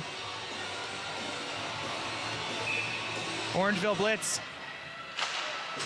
not looking like themselves from the first period as Brulot's shot goes over the net. Kept in as Martin has it along the wall. He shoves right back at Blake Lovell, and that's going to be a penalty for elbowing. So Colin Martin has a one-way ticket to the sin bin. And Orangeville will once again have an opportunity to have a somewhat effective power play. Let's hope it's effective. They know what not to do now, so hopefully they will keep it in the offensive zone and get it in the net. The big issues come on the clearing opportunities by the Fighting Irish, as a couple have gone in right by David Volpe, who does not start this power play. It's Sean Ellison on that right D spot. It's Taylor. Works it down to Lovell. Back up to Ellison. Ellison fans on the pass. Gets it down to Miller. That one out of reach. That one worked down. Losing his stick on the play was Smith. It's behind the net. That one tipped up. That one's batted away. And that shot by Ellison is blocked by Buchholz. Pushing off the net is Smith. That looked pretty intentional from our angle. It sure did. We'll see if the referee talks to Smith at all about it, but Darren Smith lost his stick and was looking for a stoppage in any way possible. And I think that's exactly what Coach Latham is telling the referee right now, as it looked like Smith took a couple good shots at the post before it finally went off. As there's a loose puck behind the net, Babechko works it over to Miller, who sauced it out to Ellison. That one just getting by his stick. And it's all the way back down in the Orangeville end, as working on him is Buchholz, who lays a hit, and Mantle's gonna advance it to level, as now it's Miller working it in for the Fighting Irish. Miller in the middle, level! That one's in front, but Babechko not able to get a stick on it, and it's cleared out, but Leach wasn't able to control it with his skates, and Level will take it back. We're just about halfway through the penalty to Martin, as Taylor has it, who advances it to Level. No option there, and that's gonna get sent back down by Kumi. Actually hit his teammate, Brody Smith, and Ellison takes it back. Ellison, that one gets caught in, but Ellison's still able to get it out. Stoneham will work up the ice. He'll send it in. Noah Segal, he's got a lane, tried to find a pass. Furchat unable to keep it in and chasing him and going down, and now it's gonna be Smith. He didn't have an opportunity to get it. That one just skated right by it. It's McDonald coming back in for the Blitz, and now it's Furchat to Rowe. That one sent back across, 7 seconds left in the power play, as Kumi will send it down, and that one's gonna go all the way out of play as the penalty expires, and we're back to even strength. Even though they didn't score, it was an incredible try. They were much stronger on this power play attempt than they were the last one. Better effort, to say the least. A couple good passes into the middle, just no luck, as the face-off will come right at center ice.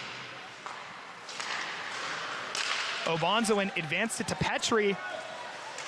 Petrie trying to go on his weak side, and coming in front is Nogueira. That one tipped away by Volpe. Obonzoin, that one tipped in front, but out of the way of Mantle. It's Furchat trying to get it out. Miller trying to get a deflection on it, and Obonzoin will take control in the neutral zone. Works it across to his partner, Granger. That one goes in, and that one's gonna be called icing, as it never hit Nogueira. So the faceoff gonna come all the way down to the Stratford end. 5:39 left to go here in the second period. Just a reminder, in our second intermission, we're gonna have an interview with Orangeville Blitz head coach Murray Latham in his first year with the Blitz. We'll hear what he has to say in the second intermission. Once again, Zachary Freeman, Jerry Gould coming at you from the ballroom, as Level has it for the Blitz now. His shot, that one almost getting through traffic, taken by Rowe in the corner. Level in front, as Rowe was hit hard along the corner, and Petrie trying to go right back at Rowe. And now Rowe and Petrie were exchanging pleasantries, but it's going back the other way. And that one was shot wide. Babechko going the other way. That one was tipped away. Obonzoin with it now. And he's guarded by Babechko. Trying to line up the hit was Rotatore. And it's Taylor who fans on the pass, but Rowe will get it and send it to Level. He sends it directly on net, so no icing. And the Blitz will be able to start a change, as that one's deflected in, so Taylor will have to retreat as he's about to take a hit. The pressure got to him there, as it's still in front. Slap shot here for Fuller. Great save by Mantle. Breaking his stick on the play was Taylor, and it's taken by Fuller, who will try to work his way back in. He's checked by Miller, but he works it across out of the reach of Campbell. And now it's Finlay. It's Gorman, and just jumping offside was Spencer Mills, so the faceoff's gonna come outside the Orangeville end. What a brilliant save by Mantle on that one. So quite an eventful up and down over the last minute and a half as we have 4:21 left here in the second period.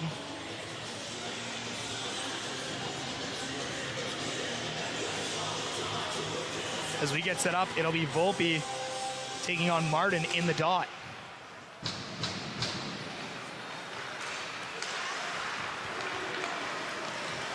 It's Martin. Dropped off there to Stokes. Stokes, Martin trying to go 5-hole. Nice save though by Mantle, gets the stick down in time. Looked like Martin was looking past the whole way, changed his mind at the last second.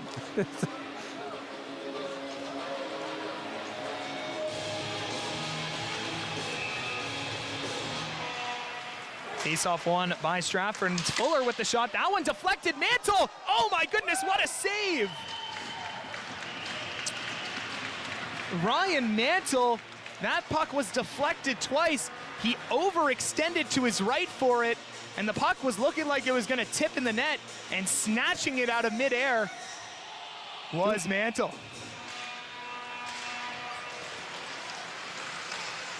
That one shot secured by Mantle once again.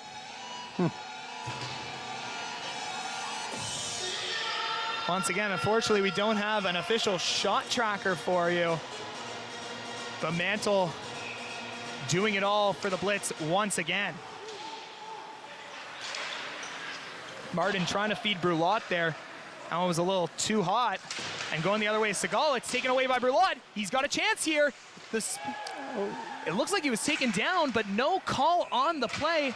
It looked like the stick of Segal just went underneath the skate of Brulot, but no shot gets off. The puck goes out of play, and we'll have another face-off inside the Orangeville end.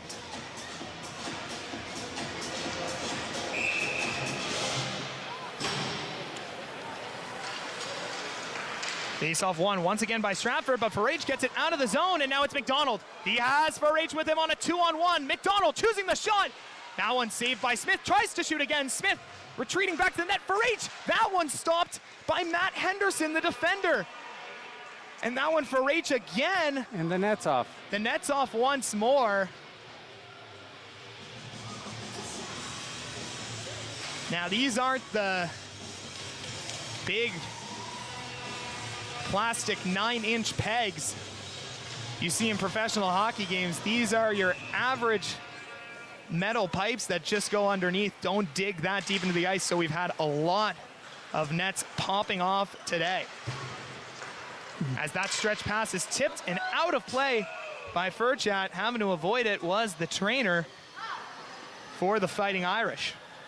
3:10 left to go, still a tie game ever since Cooper Leach put together 2 goals here in the second period. To bring this game back to even, face-off will come at center ice. It's Lovell winning the draw, Rotatore trying to cross the red line, and now Leach will go the other way. Leach on his way in. Quick move around Furchat. Furchat just too good with that stick this evening. That one flipped into the zone, taken by Henderson. Nice little move there, but it's gonna be taken by Lovell, who sends it down to Miller. Miller in the middle, that one taken away by Kumi. It was for Babechko. Lovell picks it off in deep, scores!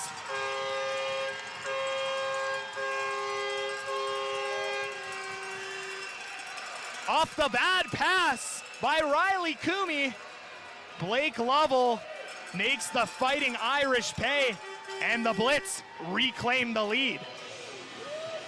Yeah, sloppy turnover in the offensive zone, and Orangeville capitalizes on it. So that's Lovell's second of the game. All 4 goals coming from 2 players on the Blitz. For Lovell, that's now his 5th goal on the season with his 2nd of the game, as Mantle will go back here with 2.5 minutes left to play. And that one just off the stick of Stoneham and kept in. Getting it out was Segal as he takes a hit from Noguera. Obonzoin wasn't able to rush back in. Now he can after the delayed offside. He's guarded by Taylor in the corner, and it's back up to Obonzoin's shot was tipped by Noguera, but never got to the goalie. And that one leaves the zone as Stoneham will look to put some pressure here on Granger and advances it as Petrie will send it deep into the Orangeville end. Taylor, that one goes off the official, but Stoneham eventually finds the loose puck and he'll retreat behind his goal line, and Taylor will send it right back up to Volpe. And a little breathing room here for the Blitz. And just as I say the breathing room, Petrie takes it right away as Granger goes back into his own end, and Orangeville will try to complete a change. There's a stretch pass opportunity. Here comes Stokes. Good D there from Ellison. Stokes, nice move to get it around there. That one over the net, and that one actually hit the net out of play. A bit of a delay on the whistle. Nice little move there by Stokes to put it through the legs of Ellison, spinning around, avoiding the hit.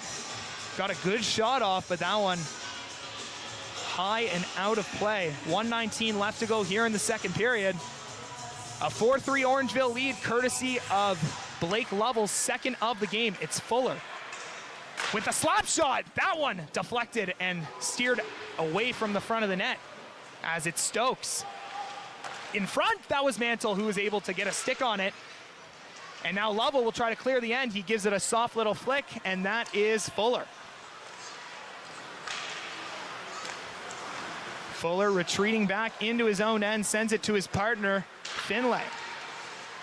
Brulot trying to find an option. Nice stick there from Rowe to pick off the pass. Stokes takes it away from him, and it was sent down there for Martin, but now it's Brulot, sends it down to Martin, trying to put it behind his skates. But Mantle saw right through it, and Brulot with it down low, 33 seconds left to go. Brulot behind the net, looking for an option. At the top, that's Kumi with the shot. That one deflected wide. Farage trying to race Kumi, but Kumi keeping it in. Farage getting it out. Kumi sending him to the ground, and Kumi's gonna get a penalty on the hit. And Farage giving a little gesture there to Kumi on his way to the box. And it's gonna be a 2-minute cross-checking penalty. So they'll have 19 seconds here on the power play, will the Blitz, as there's a lot of jawing going on between the benches right now. As once again, we wait till the late stages of the period for all the chippy stuff. Just like the last one. So let's hope this is a more successful start to the power play for Orangeville. So Orangeville will have 1:41 on the power play to start the third period here with 19 seconds left to go, as it's taken by Henderson and sent all the way down the length of the ice. Mantle, that one's off, and that one almost going in the direction of the net. Gorman unable to get it as Miller will take it. 3 seconds, and he's just gonna hold on to this one. And going after him slightly after the buzzer there was Spencer Mills. But that'll end the second period, and through 40 minutes of action, we have a 4-3 lead for the Orangeville Blitz. So it looked a little questionable with how Orangeville came out for that second period, but eventually they were able to find their bearings, and their assistant captain coming up big in the form of Blake Lovell late in the period there. Standing here watching the Fighting Irish going off the ice, and their pure frustration, they're shaking their heads, and so I think we're in for a fiery third period. A fiery third period that also could lead to a couple bad penalties here and there. Yeah. These young bodies not with the discipline of the mature souls of the Orangeville Blitz. Once again, we have Coach Murray Latham, an interview with him coming up on our second intermission report. We're gonna come right back to the ballroom for third period action, but first we're gonna send it to a break and then have Coach Latham for the interview.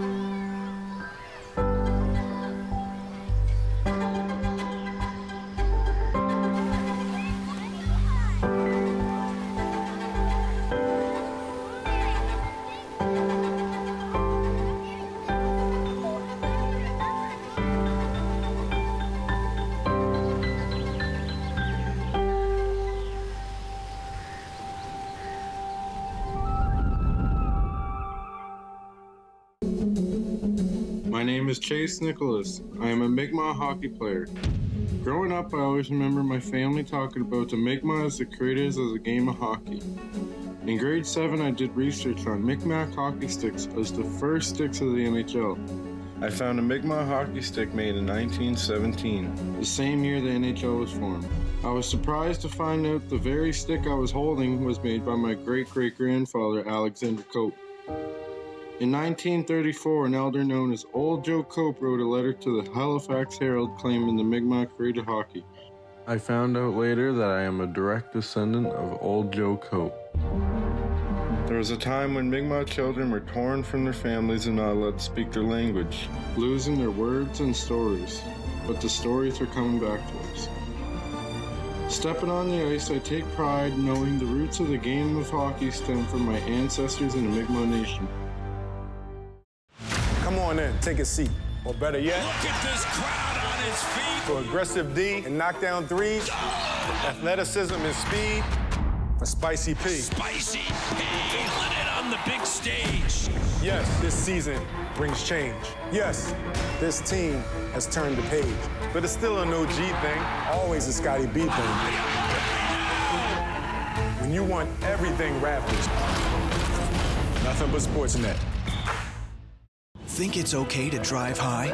Think again. Drug-impaired driving is as illegal as drunk driving, and in Ontario, the penalties are the same. If police suspect you're driving under the influence of drugs of any kind, or a combination of drugs and alcohol, and you fail a roadside test, your license will be suspended immediately for up to 30 days. You'll pay a penalty of $198. And you can be charged with a criminal offense of impaired driving, the same as alcohol. Driving high is never okay.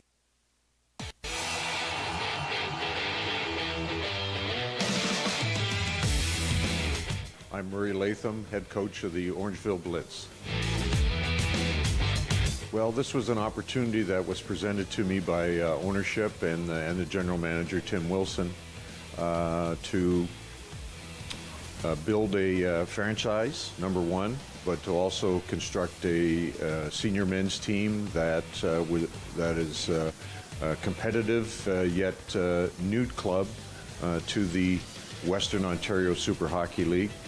And certainly the challenge has been there for us this year, and we are certainly enjoying the opportunity.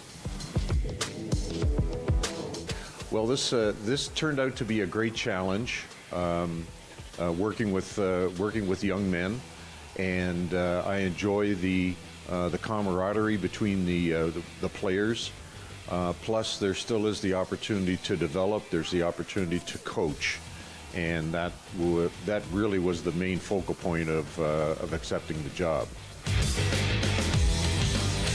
At this level, the philosophy has been we want to develop a franchise, number one, through our ownership group. Number two, we want to create an environment where players who have played, and they've played some very high-level hockey at some point in their lives, still want to play a competitive level. There's also a teaching aspect that continues to go on, and with the diversity of player that we have, plus the ranging age group, that gives me the opportunity to do some teaching, but also it's a leadership aspect that we go through, and we've had pretty good success at this point. Well, at this point, we're still putting together our systems. We're still trying to find the right combination, but the one thing that our team still has and continues to demonstrate is the spirit. We're energized every night. We've got 20 players that come to play, and we have 20 players that come to practice every week as well. So that is it's a great attribute to have, a great group of guys who enjoy the game, still have a passion for the game, and we're still in the process of working out a few bugs, but the season is long and we're very confident about our success as we move forward. Well, the philosophy has been that we want to, our team is one that we want to enable skill, We're here to play.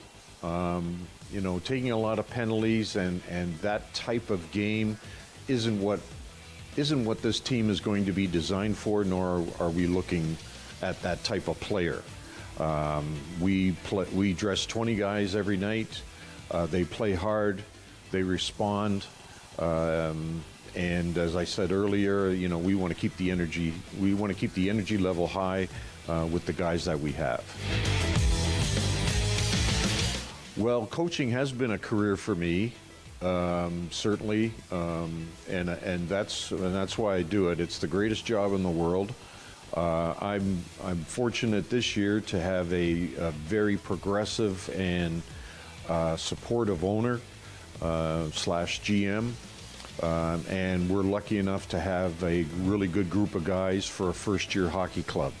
And as a result, you know, we've had our ups and downs, but we will certainly continue to move forward. Every day coming to the rink is rewarding. You can't beat coming to the rink. And even with the attitude of our guys is one thing that brings me to the rink every day. They're responsive, they're coachable, and they want to win just as bad as I do. So we're very fortunate. Well, the Blitz is it's a new level of hockey for Orangeville, being a senior men's league, elite men's league. It has we have great competition. The competitive level and the type of play is very, very strong, very good, and I think people will be surprised at the competitiveness of each team. And we're hoping to create some groundswell that we have an excellent support mechanism within the town, and we're trying to move in that direction.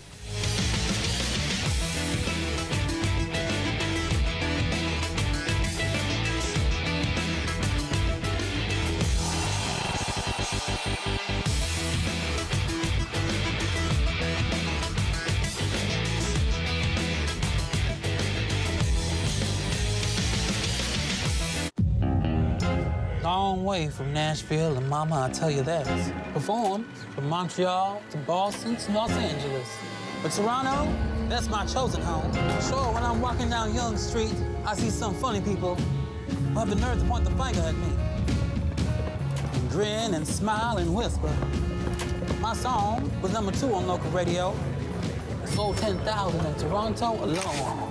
Turned down Ed Sullivan because they asked me to remove my makeup. Wouldn't do American Bandstand because of their segregation policies. I was just being me, never tried to explain myself to anyone. And besides, none of that to Murray Jack, because I know I look good. Got a new way of loving, baby. Thought I want to teach it to you. Jackie Shane was a pioneer transgender soul singer, a central figure in the Toronto R&B scene. She helped shape what we know as the Toronto sound.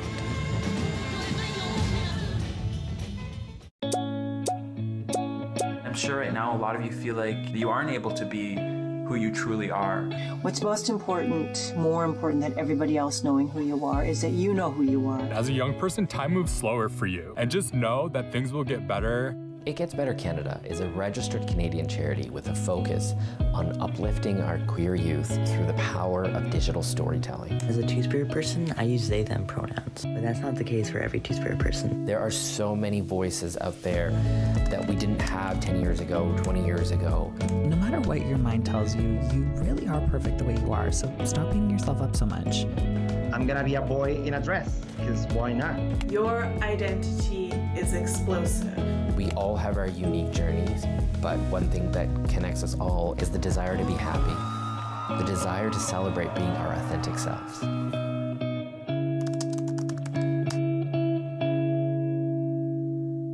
Jesse L. Martin is back. Why crash a plane that half the passengers survive? That's why you're here. Why would somebody confess to a murder he didn't commit? Why get fancy with poison when you could just shoot the target? It doesn't make sense. I hear people are irrational.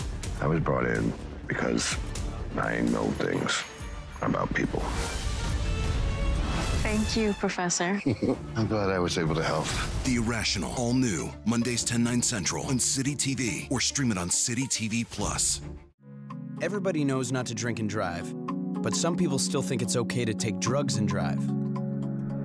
Police have the authority, the ability, and the tools to determine if drivers are impaired by legal or illegal drugs. And because drug-impaired drivers can pose just as great a risk as drunk drivers, they face the same penalties, like the loss of their driver's license, a criminal record, fines, and more.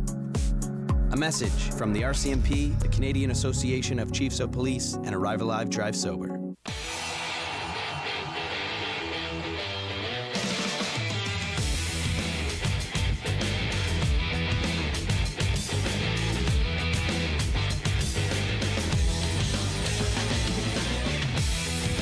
Back inside the ballroom here at Alder Arena for WOSHL hockey here on Rogers TV Dufferin-Caledon, Channel 63. Once again, I'm Zachary Freeman alongside Jerry Gould. And the Orangeville Blitz, who are looking for their first victory of the season, enter the third period and final period of regulation with a 1-goal lead. They're leading by a goal. We saw them have a shorthanded goal against with a sloppy turnover in the offensive end, and ended up going into their net. So this is an issue. The Blitz have to stop taking these silly penalties, and when they do, they have to put up a strong fight to defend them. And the Fighting Irish, they know how to draw a penalty. We're seeing it every time we turn around. But again, the big name tonight is Ryan Mantle. We are seeing some spectacular saves from that young man. Absolutely, we are. And in terms of an offensive front, we've also got some pretty big names as well, in the form of Miller and also Blake Lovell, one of the assistant captains for this team, who scored the go-ahead goal with just about 2.5 minutes left in that second period. Just a big boost of momentum going into this final 20 minutes. The goals for the Fighting Irish coming off, there was a change on the first Fighting Irish goal. It's Matt Henderson who picks up the goal, with the assist coming from Brouillot and Leach, with Leach getting his goal there on the penalty kill. They scoring shorthanded off of one of those turnovers we saw in the offensive end by the Blitz. Yeah, we certainly did. So this is going to be an extremely exciting period. Orangeville coming in 1 goal ahead. They want to maintain that lead, and they want to try and pad it as much as they possibly can, but it's an exciting night in Orangeville. Absolutely, and coming in and starting the third period, the Blitz will have a 1:41 on the power play as Riley Coomey took a late cross-checking penalty in the second period. So the Blitz with an opportunity to make it a 2-goal lead very quickly. What are they going to have to do on that power play to get it going? Because it's been struggling the entire night. Yeah, they're going to have to get that puck to the net, and they're going to have to keep it there. And they're going to have to make sure the passes are on the man and not turned over, because we saw what the consequences of a turnover down there can be like. But as the Fighting Irish were leaving the ice, you could see the frustration in them. I suspect we're in for some fireworks at the beginning of this period. Fireworks, but also frustration sometimes turns into just good play. Frustration in themselves, frustration to do better. We'll see how Stratford is able to respond as the players are just taking the ice now. As we get set for the third period, we'll take things down to ice level. It's going to be a 1:41 of power play time for the Blitz to start the third.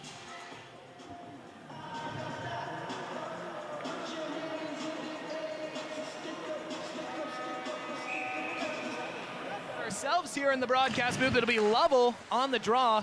He wins it back, and the pass up for Stoneham out of his reach. That one going all the way down, but it's going to be taken by the goalie Smith. That one trying to get ringed out. It's Lovell up the middle, and now it's advanced on the break. Here comes Stokes. Good D there from Segal. And going the other way is going to be Lovell.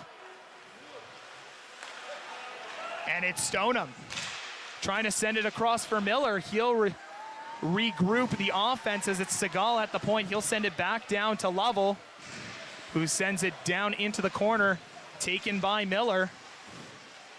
As Miller will send it a cross-ice pass to Segal. That one was tipped and sent out of play. So we're gonna have a face-off inside the Stratford end. But we're starting to see a little bit more puck control here from the Blitz on the power play. as 56 seconds remain on the cross-checking penalty by Kumi. That one sent out of the zone. Segal with a pinch at the line, getting hit there by Brulot. And on the other side, it's Stokes. Stokes, good D there by Taylor as he sends Stokes into the boards, but Stokes laying right on top of the puck, and the ref's gonna blow that one pretty quickly. There's still gonna be 34 seconds left on the power play for the Blitz.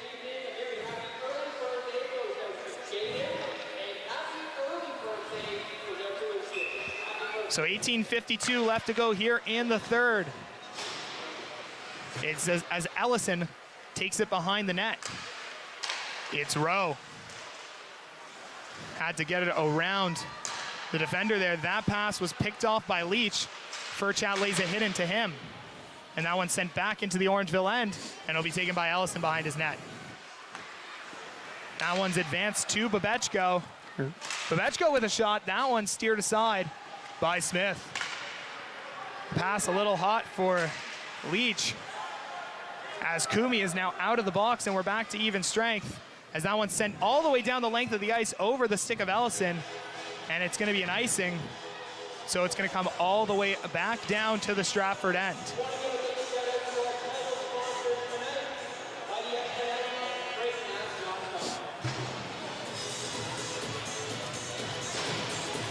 Orangeville looking for win number 1 since they relocated from Erin at the start of this season.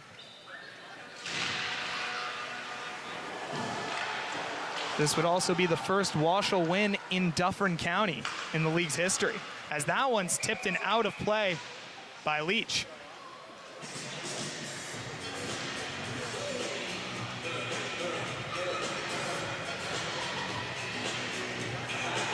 So we'll get reset here.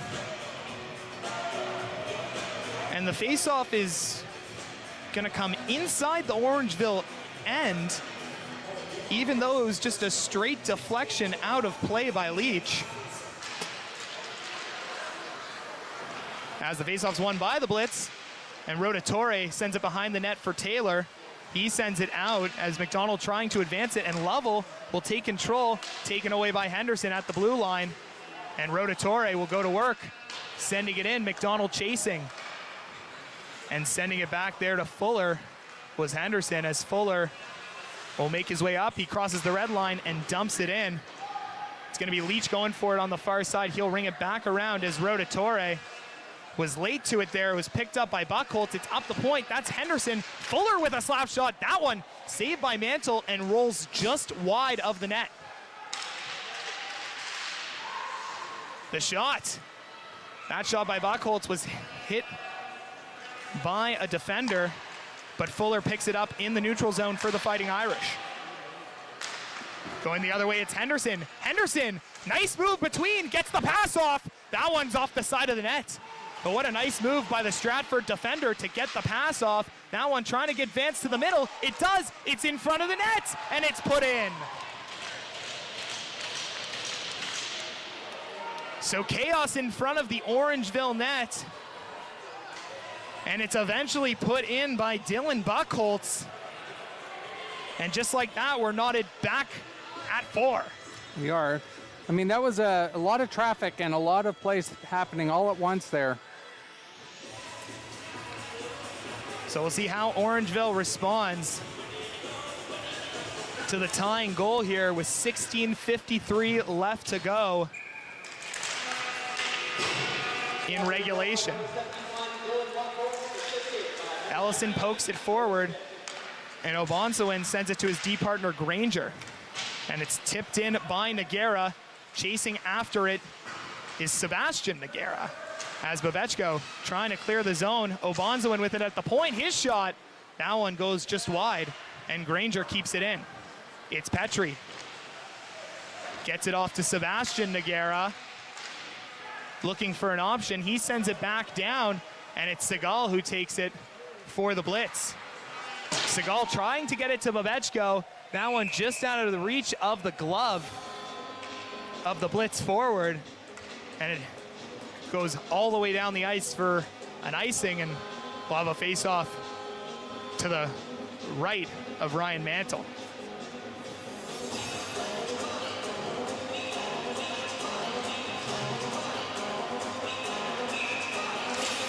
Face-off won by Volpe for the Blitz as Ellison has it behind the net. He'll send it off the glass and out of the Blitz zone. Obonzoin. Stokes. Oh, to Obonzoin, his shot off the shoulder of Mantle. Kept in by Granger.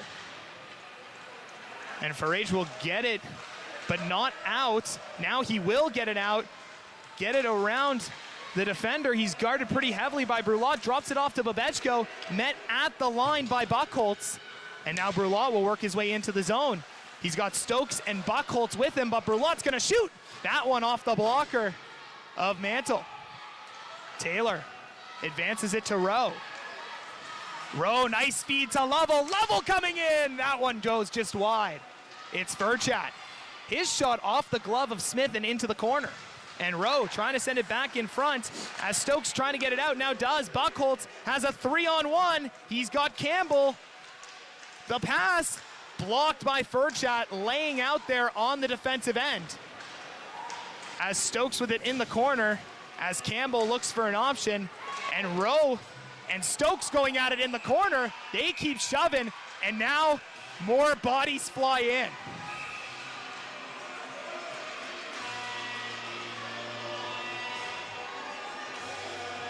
So the refs will try to sort this out.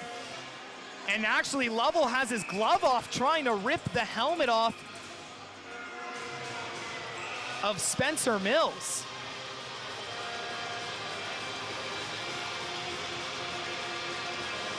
So we'll see what happens as Mill goes after Rowe once again. And now coming in is Michael Finlay, the defender. And everyone just keeps going after Rowe, and now going after him is Stokes, and now everyone's starting to get involved. You've got Stokes going at it with Rowe. You've got Lovell with Campbell. As now McDonald going to help him. Asking Campbell if he wants to dance.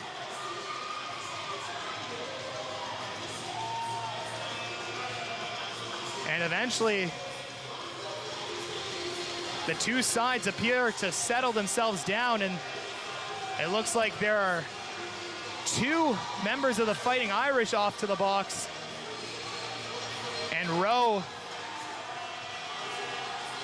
heading to the bin for the Blitz. Finley not going back to the box, actually, so it will just be Stokes and Rowe, the two initial guys. But it's a 4-4 hockey game with 14:54 remaining, and it's getting hot in here. Kind of figured it might go this way, but they got to calm down and get back there, get their heads back in the game. There's a lot riding on this. They could have their first win. They're just one goal away from it. So everything's been sorted out. All the equipment's off the ice. And we're gonna have a face-off and some 4-on-4 hockey after the offsetting minors by Rowe and Stokes.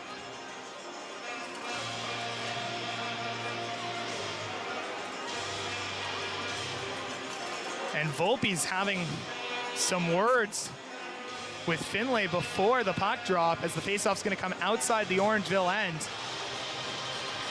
You think these guys like each other? Well, they'll probably go for a beer after the game, but right now, there's a lot on the line.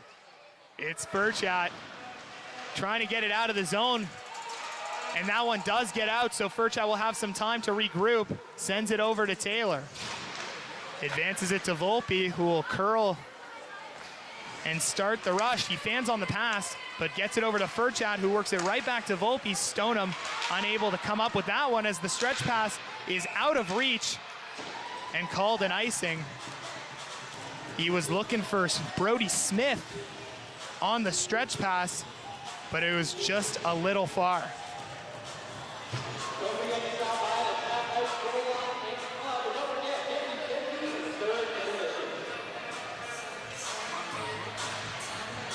So the face-off coming to the right of Smith, over a quarter away through the final period of regulation.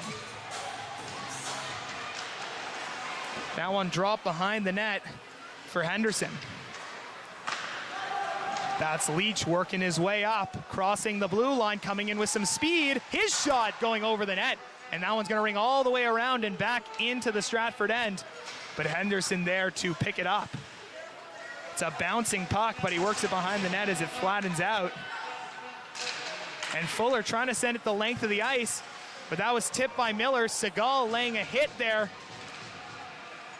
And it's taken, as there's gonna be a high stick penalty as Rotatore, and he just takes another slash from Leach, but only the high stick is gonna be called on this one. As it's gonna be Leach going to the sin bin, who appeared to get an extra shot in after the initial high stick. So, and the Orangeville player went straight to the dressing room. I'm not sure if he's cut or... We'll see if it's a matter of him getting cut up on the high stick. I feel like if he would have gotten cut up, he would have stayed long enough for a ref to see the blood. So maybe it's something to do with his finger on the slash, because he seemed to be reaching for his right hand. As we're gonna have a 4-on-3 power play, not something you see every day.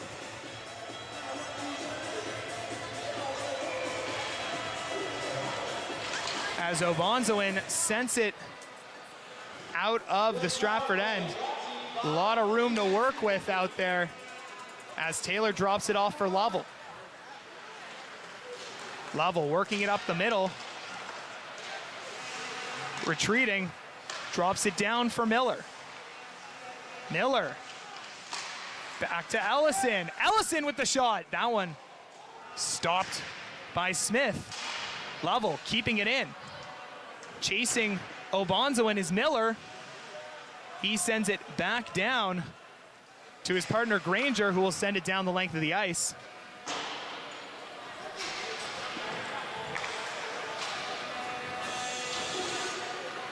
And now coming back the other way for the Blitz is Taylor. He tries to get by Granger, but loses the puck on the handle, and it's sent down the length of the ice by Henderson, right into the pad of Mantle. Allison up to Miller. It's Segal. Back up to Miller. Miller, slap shot! That one deflected by Segal, goes just wide. As Volpe, he took a bit of a whack there from Henderson, but it's going the other way. And sent in and off the glove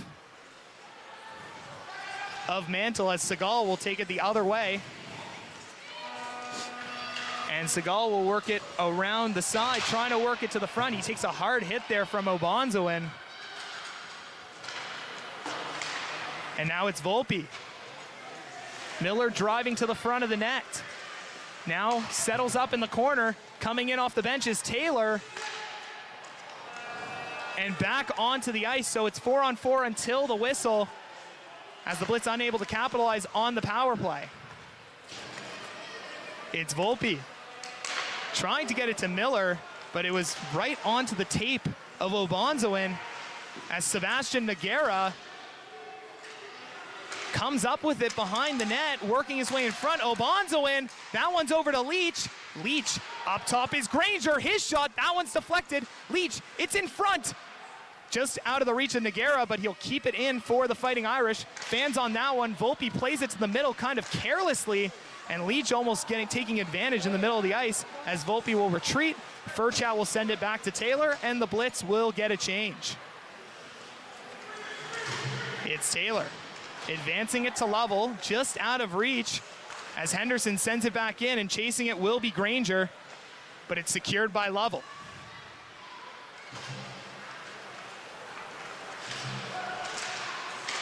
Lovell trying to get it out of the zone, picked off by Gorman.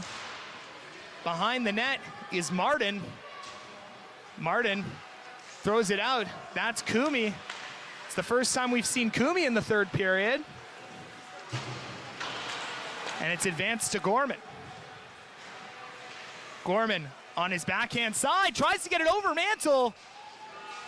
And that one is stopped. That one's lodged in between the blocker and the chest protector of the Blitz netminder, as Rowe and Stokes will return to their respective benches, and we'll have 5-on-5 once again with 10:13 left to go in this 4-4 hockey game.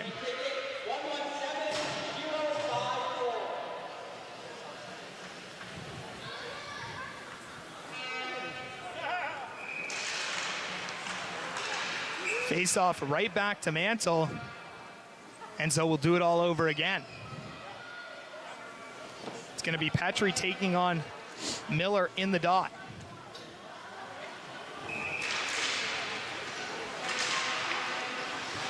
It's Kumi.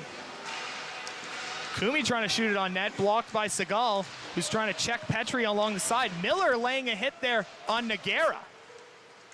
And it's Kumi. Farage trying to get it out. And it's over to Henderson, trying to feed it across. Good feed there for Nagara. Just wasn't able to get enough wood on it to steer it towards the net. And it's back up to Henderson. His shot, that one goes wide. Kumi trying to keep it in. He does. Sends it back over to Henderson. Henderson still with it. He circles the zone. Back to Kumi. Kumi with the shot. Stopped by Mantle. That one secured. And taking a shot at Segal there was Petrie behind the net. And Kumi just stepped on the stick of Mantle. Ellison taking advantage to that. And I think Kumi's going to be going to the box once more.